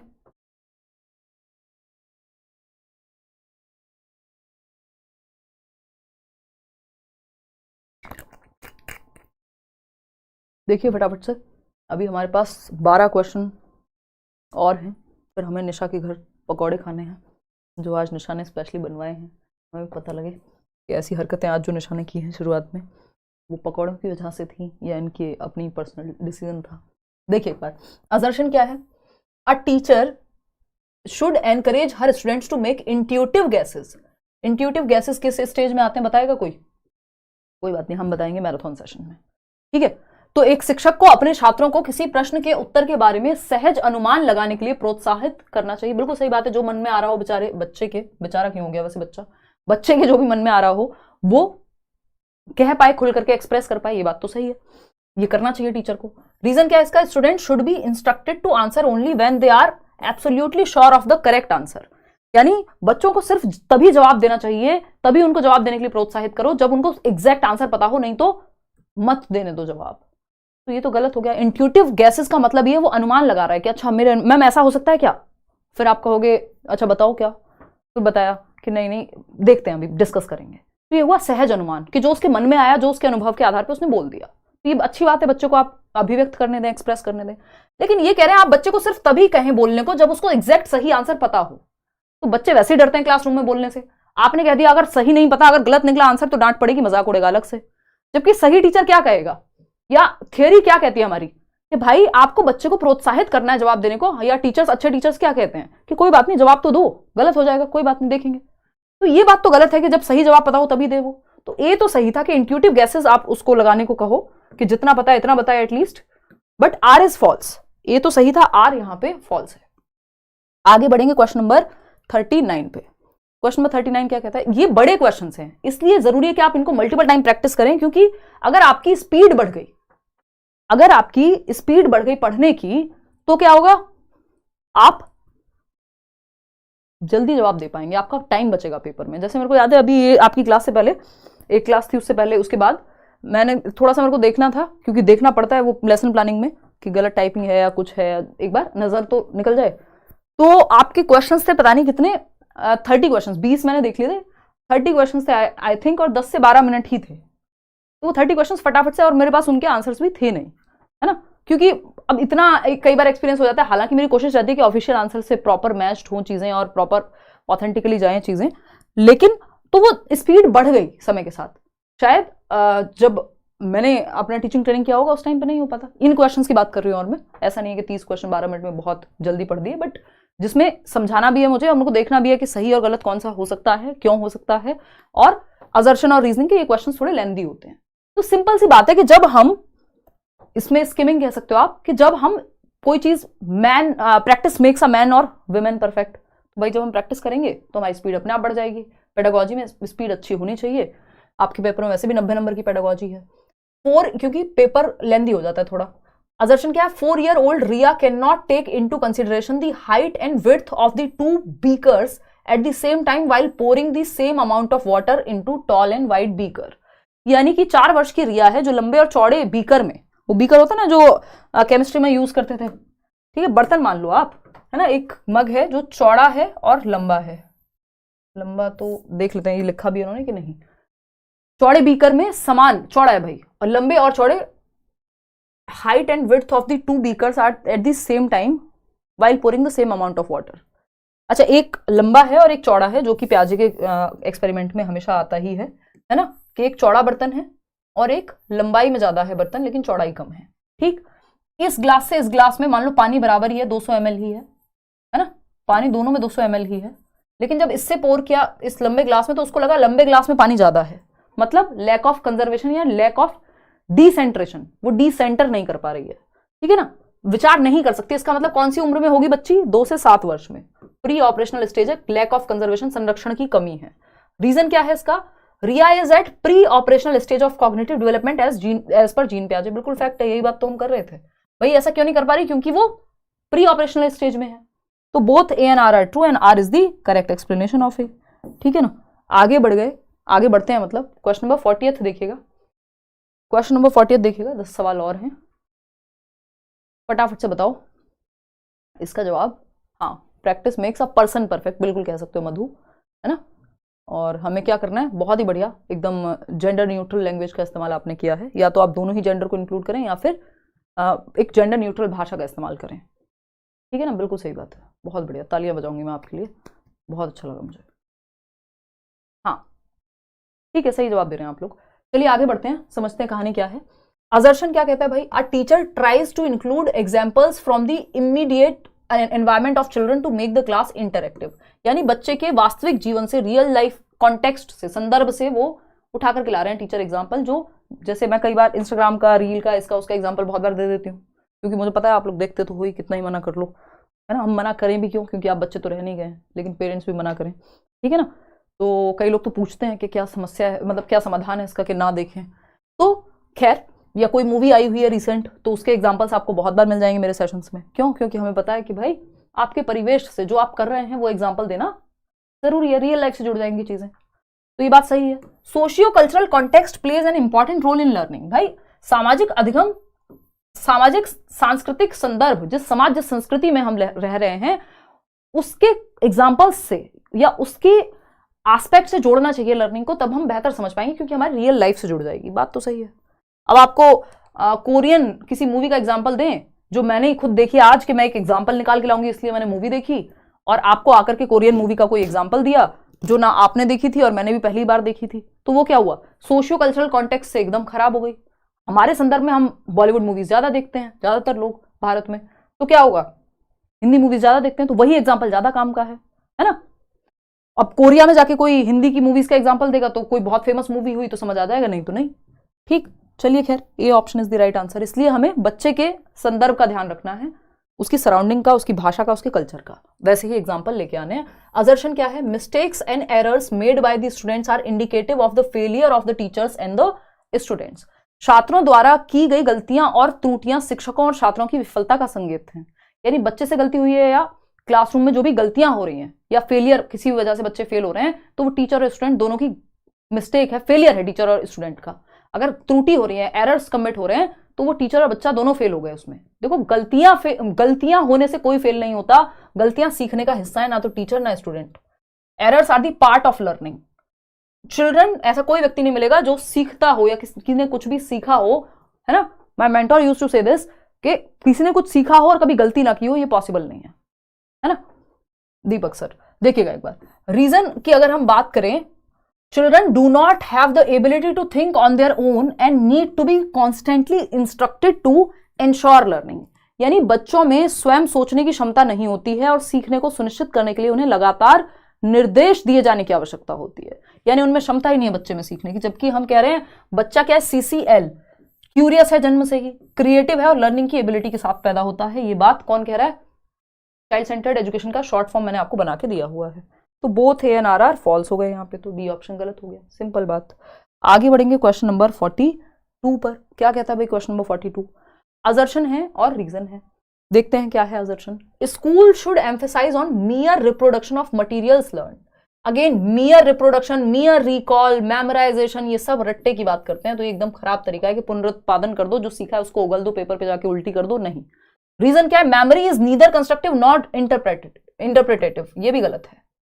मेमोरी जो है, स्मृति जो है, वो नॉट ईरानी, स्मृति मेमोरी वाली, कॉग्निटिव फंक्शन वाली, है ना, कॉग्निटिव डेवलपमेंट वाली संज्ञान। मेमोरी क्या है? कंस्ट्रक्टिव है। हंस लो पहले तुम, वाओ मौका मिला, कितना खराब पीछे मारा, बाद में मजाक उड़ाऊंगी, अभी तो क्लास हो जाने दो। है यही सब तुम्हारी सेल्फ टॉक चल रही है ना, प्राइवेट स्पीच, प्राइवेट नहीं, ये तो साइलेंट इनर है, बाहर नहीं सुन पा रही हूँ ना मैं। देखो एक बार, खैर, तो अगर हम बात करें यहाँ पे कि मेमोरी की जब हम बात कर रहे हैं, स्मृति की जब हम बात कर रहे हैं, तो स्मृति क्या है? नीदर क्या रही हो तुम? Neither constructive nor interpretative. मतलब हम ये नहीं कह सकते कि कंस्ट्रक्टिव नहीं है, आप कुछ भी महल बना लो, कंस्ट्रक्ट कर लो आप इमेजिनेशन से, अपनी मेमोरी के माध्यम से, है ना। मुंगेरी लाल के हसीन सपने बनाओ, और इंटरप्रिटेटिव भी आप इंटरप्रेट कर सकते हो, अगर कोई मेमोरी है उसको बता सकते हो आप इंटरप्रेट करके। तो ये दोनों ही बातें गलत हैं, both A and R false. बात सही है या नहीं है? क्लियर है बात? कोई दिक्कत परेशानी दर्द समस्या? बोथ आर रॉन्ग बिल्कुल। डियर डेविल्स नाम है किसी का, बहुत ही बढ़िया जी, डियर डेविल्स तो सुना था एक टाइम पे हमने। चलिए क्वेश्चन नंबर 43 देखिए, 5-7 सवाल है, इनको भी करते हैं फटाफट से। क्या कहता है ये क्वेश्चन नंबर 43? कहता है a teacher should motivate students to learn for understanding the concept. बिल्कुल सही बात है कि एक शिक्षक को किसी कॉन्सेप्ट को, अवधारणा को, किसी संप्रत्यय को समझने के लिए छात्रों को प्रेरित करना चाहिए कि भाई कॉन्सेप्ट समझो, मजा आएगा समझ के। सही बात है। रीजन क्या है? Learning is more effective and meaningful when it is mastery oriented. क्योंकि लर्निंग ज्यादा मीनिंगफुल होती है जब ये मास्टरी ओरिएंटेड होती है। Learning for the sake of learning, excellence के पीछे भागो, सक्सेस झक मार के पीछे आएगी, वो है मास्टरी ओरिएंटेशन। रणछोड़ दास छाछड़, बहुत एग्जांपल्स मैंने आपको दिए हैं इसके, ठीक है ना। मैं आपकी बहुत बड़ी फैन हूं, अरे हम सब लर्नर्स हैं यार, मैं खुद आप लोगों की बहुत बड़ी फैन हूं। देखो इतनी रात को आप लोग लगे पड़े हो पढ़ाई में। तो both A and R are true and R is the correct explanation. यानी सीखना अधिक प्रभावी। पिछले साल जो है, पिछले 1 साल में सीटेट को लेकर मीटअप नहीं हुआ है कोई, तो वो करेंगे और जल्दी ही। इस बार सीटेट में आप बढ़िया से रिजल्ट लेके आओ, मेहनत करो, और फिर मिलते हैं पेपर के बाद, रिजल्ट के बाद। तो ए इज द सही आंसर। क्या था क्वेश्चन, फिर से पढ़ लेती हूँ। Learning is more effective and meaningful जब मास्टरी ओरिएंटेशन। हाँ, मास्टरी ओरिएंटेशन एकदम परफेक्ट है। फेलियर अवॉइडेंस में सिर्फ आप पास होना है। राजू रस्तोगी का एग्जांपल याद करो, 3 इडियट्स में, किसी भी तरह से पास हो जाऊं, वो है फेलियर अवॉइडेंस ओरिएंटेशन। 3 ओरिएंटेशन होती है। दूसरी है परफॉर्मेंस ओरिएंटेशन, फर्स्ट आना है, फर्स्ट आना है। वो कौन था वो जो चतुर 3 इडियट में, वो परफॉर्मेंस ओरिएंटेशन का एग्जाम्पल है। फिर आता है मास्टरी ओरिएंटेशन जो बेस्ट है, कि लर्निंग पे फोकस हो, मीनिंगफुल हो लर्निंग, सीखने में मजा आए, learning for the sake of learning, joyful हो। वो रणछोड़ दास छाछड़ जो आमिर खान का कैरेक्टर है, जो कि रियलिटी में भी एग्जिस्ट करते हैं। चलिए खैर आगे बढ़ते हैं। क्वेश्चन नंबर 44 देखिएगा, तो इसलिए दोनों सही थे। असर्शन क्या है? Children from high income families spend their day very differently than children from low income families. ये क्वेश्चन मैं आपको करा चुकी हूँ कि उच्च आय वाले परिवारों की बच्चे कम आय वाले परिवारों के बच्चों की तुलना में अपना दिन बहुत अलग तरीके से बिताते हैं। उस दिन में मैंने आपको एग्जांपल दिया था, वो याद कीजिए मूवी कभी खुशी कभी गम, है ना। और हम सब ने बचपन में, इतना बड़ा घर होता है, ये सब होता है, शायद पहली मूवी रही होगी वो, कि बच्चों को बाबा बोल रही हैं वो जो उनकी नैनी है ना, फरीदा जलाल, राइट। तो है ना कि रोहन बाबा आए हैं, फलाना हुआ है, रोहन बाबा के बैग से बड़ा है, मतलब रोहन बाबा से बड़ा है उनका बैग, और उससे बड़ी है उनकी गाड़ी, है ना। उन शाहरुख खान आ रहे हैं प्लेन में। ये क्या है? ये अमीर परिवार वाले बच्चों का, अमीर परिवार के बच्चे का एक दिन है, ठीक है ना। मतलब सपोजिटली हम ऐसा मान रहे हैं कि हाँ जनरली ऐसा होता होगा, मैं जस्ट एक एग्जांपल दे रही हूँ, हर बच्चे के साथ ऐसा होगा जरूरी नहीं है। तो ये हुआ कि जो सोशियो इकोनॉमिकली आर्थिक स्थिति जिनकी मजबूत है, उनका एक दिन हो गया। दूसरा है सोशियो इकोनॉमिकली जो लोअर इनकम ग्रुप फैमिलीज हैं, उनके घर में बच्चे बर्तन भी खुद ही साफ कर रहे हैं बेचारे, है ना। हमारी मम्मी कह रही है बेटा बॉटल भर दो, फ्रिज में रख दो फटाफट से, है ना। तो ये क्या है? अलग हो गया। यानी एक अमीर परिवार के बच्चे का बचपन और एक गरीब परिवार के बच्चे का बचपन, दो बिल्कुल अलग दुनिया है ना। इसको अगर हम सीरियस लेके जाएं तो एक बच्चा जो रोड पे गुब्बारे बेचता है, और आपके घर का बच्चा जो 10 साल का होकर भी 1 गिलास दूध खुद नहीं ले पाएगा, और वो बच्चा एक जगह से दूसरी जगह ट्रैवल कर लेगा, दिल्ली की अगर मैं बात करूं, डीटीसी की बस में चढ़ के खुद से, और सारी चीजें करता हुआ, चप्पल चाहे उसके पैर में नहीं है, तो बचपन क्या हुआ? बचपन उसके लिए अलग हो गया, आपके घर के बच्चे के लिए अलग हो गया, ठीक है ना। तो ये क्या हुआ? बचपन कोई एक फिक्स्ड कॉन्सेप्ट नहीं है, ये सोशल एस्पेक्ट पे डिपेंड करेगा कि बचपन क्या है। बचपन एक अवधारणा है, एक कॉन्सेप्ट है। तो चाइल्डहुड इज नॉट यूनिवर्सल। हम स्टेजेस को तो यूनिवर्सल बना सकते हैं चाइल्डहुड की, कि भाई 6 से 12 वर्ष या 2 से 12 वर्ष में अर्ली चाइल्डहुड और लेटर चाइल्डहुड दोनों आ गए, 12 वर्ष तक के बच्चों को बच्चा कहते हैं, चाइल्डहुड है ये उसका बचपन है। स्टेजेस तो हमने यूनिवर्सल कर दी पूरी दुनिया में, लेकिन बचपन का जो कॉन्सेप्ट है, जो एक्सपीरियंस है, वो यूनिवर्सल नहीं है। तो there is a lot of diversity of childhoods. Childhood सबके लिए सेम नहीं है, ये पहले भी क्वेश्चन आ चुका है, इसमें बहुत गलती करते हैं लोग, क्योंकि हमें लगता है यूनिवर्सल है चाइल्डहुड। जबकि जो कॉन्टेम्परेरी थियरिस्ट हैं, जो सोशियो कंस्ट्रक्टिविस्ट लोग हैं, जो रचनावादी लोग हैं, जो सामाजिक एस्पेक्ट में देखते हैं चीजों को, वो ये कहेंगे कि भाई ये यूनिवर्सल नहीं है, ये तो कॉन्टेक्स्ट पर डिपेंड करेगा। तो both A and R are true and R is the correct explanation. आगे बढ़ते हैं, क्वेश्चन नंबर 45 देखिएगा। क्वेश्चन नंबर 45 क्या है?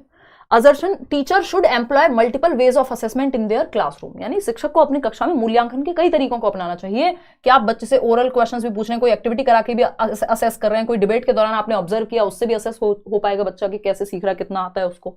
बात तो सही है, ट्रू है ये बात। रीजन क्या है इसका? Children's success and failure in classroom can not be accurately and adequately determined only by a paper pencil test, यानी बच्चे की सफलता असफलता सिर्फ पेपर पेंसिल टेस्ट से नहीं आप जांच सकते। आप उससे क्वेश्चंस पूछिए, एक्टिविटीज कराइए, और 70 तरीके हैं, और असफलता तो जांचनी भी क्यों है आपको? सफलता और असफलता लेबल नहीं करना है बच्चे को, तो ये तो बात वैसे ही गलत है। तो ये फॉल्स है, ए ट्रू है, A is true but R is false. Third option is the right answer. 82% लोग ए ऑप्शन क्यों चूज कर रहे हैं? क्या मैंने ध्यान से नहीं पढ़ा क्या? रुको एक मिनट। शिक्षक को अपनी कक्षा में मूल्यांकन के कई तरीके अपनाने चाहिए। हाँ, क्या दिक्कत है? मल्टीपल वेज से आप असेस करो, जब पढ़ाने के भी कई तरीके हो सकते हैं, मूल्यांकन के भी। सही तो है, क्या दिक्कत आई इसमें? ठीक है ना, एज ट्रू। कक्षा में बच्चों की सफलता और विफलता केवल कागज पेंसिल परीक्षण द्वारा सटीक और पर्याप्त रूप से निर्धारित नहीं की जा सकती। Okay okay okay, got it got it, मैंने गलत पढ़ लिया था। सही है, हाँ ये बात एकदम सही है कि क्यों करें आकलन अलग अलग तरीके से, क्योंकि एबिलिटी जानने का सिर्फ पेपर पेंसिल टेस्ट लेके ही तरीका नहीं है, और भी मल्टीपल वेज है, ऑब्जर्वेशन और जो सारे मैंने बताए। ठीक है ना, ये मैं आपको चेक कर रही थी, पुराने टीचर्स ऐसे कहते हैं, चेक कर रहा था, है ना बेटा, हम तो देख रहे थे तुम्हें कितनी नॉलेज है।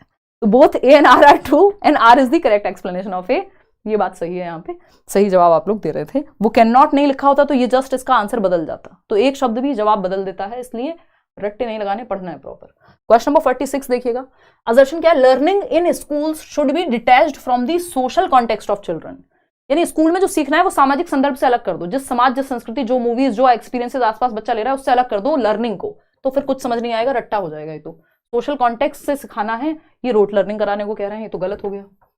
सोशल कॉन्टेक्स्ट से रिलेटेड होनी चाहिए लर्निंग क्लासरूम में। Before children enter school they already have a well defined vocabulary and an understanding of concept. ठीक है, वोकैबुलरी होती है उनके पास, अब कॉन्सेप्ट की अंडरस्टैंडिंग, कौन से कॉन्सेप्ट की अंडरस्टैंडिंग कह रहे हैं ये बताना है इनको।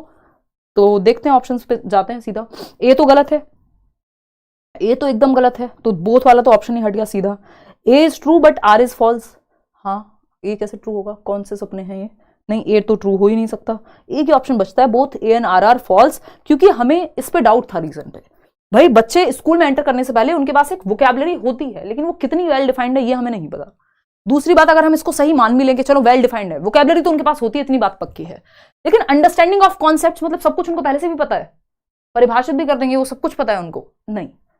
तो ये एक बेसिक सी बात है, और हमारे पास वो ऑप्शन है भी नहीं, तो सीधा सी बात हमारे पास, क्योंकि कई बार आपको ऑप्शन के अकॉर्डिंग जाना होता है। फोर्थ ऑप्शन एक मात्र सही उपचार बचता है। ये आपके 2-3 क्वेश्चन है, इंपॉर्टेंट है, बट लास्ट के दोनों ही क्वेश्चन जो है, read the given statement A and B. एक स्टेटमेंट है एक ए और दूसरा है बी, आपको देखना है कौन सा सही है कौन सा नहीं। Critical thinking promotes the building of concepts, application and expansion of ideas. आलोचनात्मक सोच का निर्माण बढ़ावा देता है, अवधारणाओं, अनुप्रयोग और विचारों का विस्तार।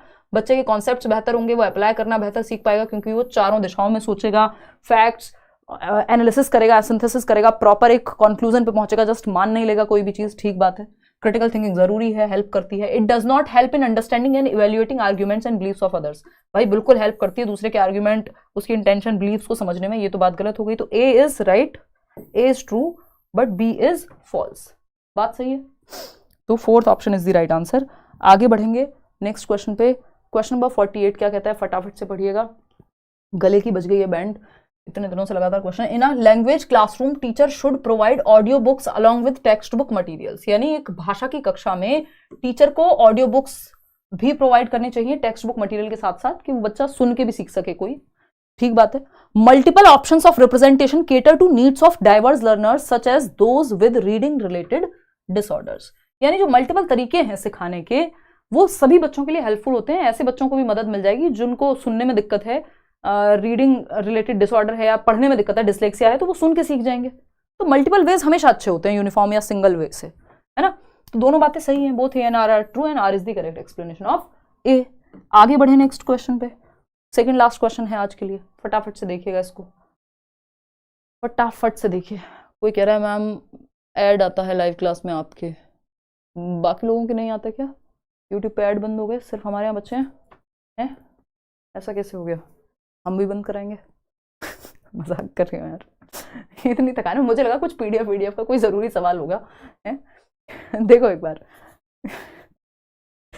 हमने तो ऐड बहुत बैलेंस्ड वे में लगाए हुए हैं, और ये यूट्यूब के कर्म है, उनके हिसाब से आता है, अगर वो आता है तो एक आधा ऐड देख लिया करो यार, हैं?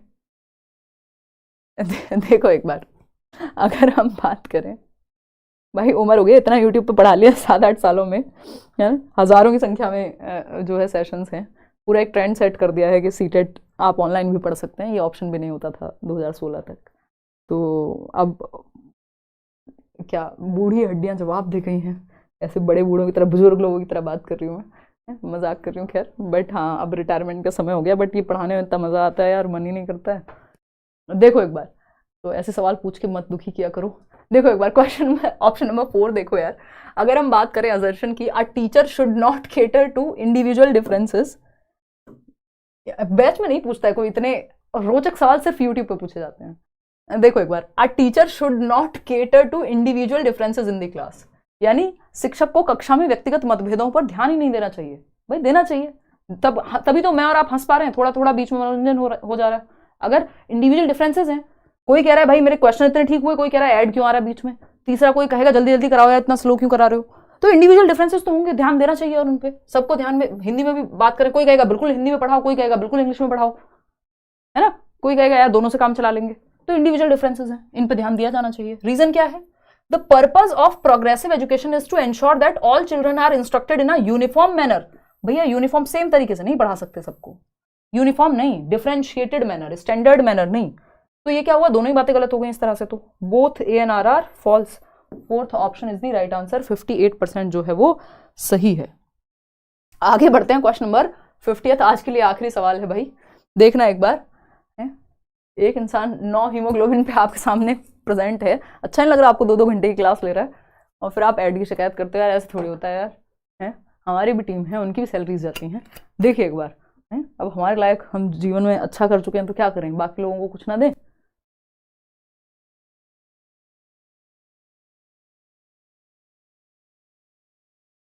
निशा कह रही है दे ही कहाँ रही हो है ना, यही कह रही हो ना, मेरा और निशा का हिसाब रहता है। देखो एक बार, अगर हम बात करें यहाँ पे, देखो एक बार, 81% हो कह रहे हैं कि डी ऑप्शन। असर्शन क्या है भाई? Comparisons among children can very accurately assess a child's developmental progress, यानी कि बच्चे के बीच तुलना करना या बच्चों के बीच तुलना करना किसी बच्चे की विकासात्मक प्रगति का सटीक आकलन कर सकता है। यानी वर्मा जी के बेटे से अगर नंबर कम ला रहे हो, देखो उसके इतने आ रहे हैं, तुम्हारे इतने आ रहे हैं, क्लास में आपस में बच्चों का कंपटीशन अगर आप करेंगे तो क्या होगा, इससे बहुत अच्छा सटीक कुछ पैमाना निकल के आएगा? नहीं आएगा। बच्चे रोबोट्स थोड़ी हैं कि सब सेम लाएंगे नंबर, गलत तरीका है। उससे बच्चा कई बार या तो कंपटीशन में पड़ जाएगा, अगर ज्यादा नंबर आ रहे हैं तो अपने आप को तोप समझेगा और दूसरों को नीचा दिखाने की भी कोशिश कर सकता है, और नहीं तो जिसके कम आ रहे हैं वो वैसे खराब। ये हर बच्चे के लिए खराब है, कंपैरिजन एकदम खराब तरीका है। रीजन क्या है? The pattern and sequence of development as well as the rates of development are the same for all children universally. ये कह रहे हैं कि कंपैरिजन इसलिए करो क्योंकि पैटर्न सेम है सारे बच्चों का दुनिया में, सीक्वेंस सेम है, चलो सीक्वेंस तो हमने मान भी लिया, पैटर्न भी मान लिया सेम है, डेवलपमेंट का स्टेजेस सभी के लिए सेम है, as well as the rates of development are the same. भाई रेट तो भिन्न होती है, दर तो भिन्न होती है for all children universally, rate तो डिफरेंट होगा, तो ये गलत हो गया। तो both A and R are false, तो D option is the right answer. भाई कंपैरिजन अगर आपको करना है तो बच्चे की खुद की प्रीवियस जो परफॉर्मेंस रही है उससे करो कि बेटा पहले तुम इस चीज में खराब थे या फिर मतलब इसमें कमजोर थे, यहां तुमको दिक्कत थी, अब तुम बेहतर कर रहे हो, या पहले तुम यहां सही थे अब तुम यहां पे गड़बड़ कर रहे हो। खुद से कंपेयर करो हमेशा खुद को, ना कि पूरी दुनिया से करते रहो, ठीक है ना? वो फिर कट थ्रोट कॉम्पिटिशन, गला काट प्रतिस्पर्धा को फोकस करने वाली बात हो जाएगी, जो कि एक खराब तरीका है। भावदीप मारू, धन्यवाद भाई। आउट ऑफ 50 कितने सारे, अच्छा धन्यवाद। सेवी कह रहे हैं इतने सारे चैनल से बट आपका सबसे बेस्ट है। हाँ सेवी, हम ये कह रहे थे हम यूनिक हैं, आपने कहा बेस्ट हैं, चलिए मान लेते हैं। सब बाद में जो है बने हैं एक तरह से। चलिए खैर, आउट ऑफ 50 क्वेश्चंस देख लीजिए, सबका स्टाइल होता है, कई सारे लोग तो स्टाइल भी कॉपी कर लेते हैं, but how does it matter यार? At the end of the day अगर आपको कुछ अच्छा मिल पा रहा है, आप तक कोई चीज़ अच्छी पहुंच पा रही है, आपको कुछ सीखने को मिल पा रहा है, चाहे कोई हिंदी मीडियम में सेम पढ़ा दे, चाहे कोई कुछ भी करे, उस चीज, ये सब सेकेंडरी बातें हैं, ये सब फालतू की बातें हैं। आपको अगर चीज़ें हेल्प कर रही हैं कहीं से भी पढ़ के, आपको समझ में आ रहा है, बात खत्म हो गई, है ना? बहुत सारे लर्नर्स हैं, बैचेस में भी ये बातें होती हैं कि फलाना कॉपी कर रहा है, ये है वो है, दुनिया भर की बातें, वो सब सेकेंडरी हैं। अच्छी बात है कि अगर एक हम उस तरह का पूरा एक वेव देख पा रहे हैं कि इतने सारे लोग हैं जो अपने कितने सारे लर्नर्स हैं जिन्होंने चैनल्स बनाए हुए हैं आफ्टर क्लियरिंग CTET DEET+B, तो वो अच्छी बात है, उससे क्या दिक्कत है। आउट ऑफ 50 क्वेश्चंस, बट हाँ क्रेडिट भी देना चाहिए, लाइक शेयर सब्सक्राइब आप कर दीजिएगा, इसी बात से मुझे याद आया। और कमेंट में बताइएगा आउट ऑफ 50 क्वेश्चंस कितने क्वेश्चंस ठीक हुए, है ना। आउट ऑफ 50 क्वेश्चंस कितने ठीक हुए ये आप बताइएगा। बाकी आज के लिए इतना ही रखते हैं, धन्यवाद, thank you so much. CTET के बाद छुट्टी लेंगे हम, ऑफलाइन क्लास यार इस साल से लूँगी, कभी कभी लेती हूँ, बट अभी इस साल से प्रॉपर एक बैच निकालेंगे, उसके लिए आप कुछ महीने इंतज़ार कीजिए। CTET का नहीं, वो प्रॉपर बाकी एग्जाम्स का रहेगा, है ना, तो दिल्ली में ही। और एक ऑफलाइन क्लास वैसे फ्री रखने का प्लान था, वो भी मैंने काफ़ी ली है, बट अभी तो नहीं, जैसी तबीयत है। मीटअप करेंगे CTET के एग्ज़ाम के बाद, ऐसे ही अभी पढ़ते हैं। 13 को आपका मैराथन है, अपना एनर्जी भी बचा के रखनी है। 50 आउट ऑफ 50 आए हैं, कमाल कर दिया भाई आपने। चलो किसी का कोई भी डाउट हो तो आप कमेंट्स में पूछ लीजिएगा। आज के लिए इतना ही रखते हैं, thank you so much, good night, bye bye, कल मिलते हैं। खुश रहो, मस्त रहो यार, तैयारी करो बढ़िया से, और अपना मैं आपकी वजह से मैं BPSC के टीचर बन पाया, थैंक यू, बहुत बढ़िया। मोहम्मद सद्दाम हुसैन, बहुत अच्छा लगता है इस तरह के कमेंट्स पढ़ के, मेल्स पढ़ के, मिल के कई बार लर्नर्स से, बहुत खुशी की बात है ना। चलिए धन्यवाद अभी शास्त्री, थैंक यू, आप सभी का धन्यवाद।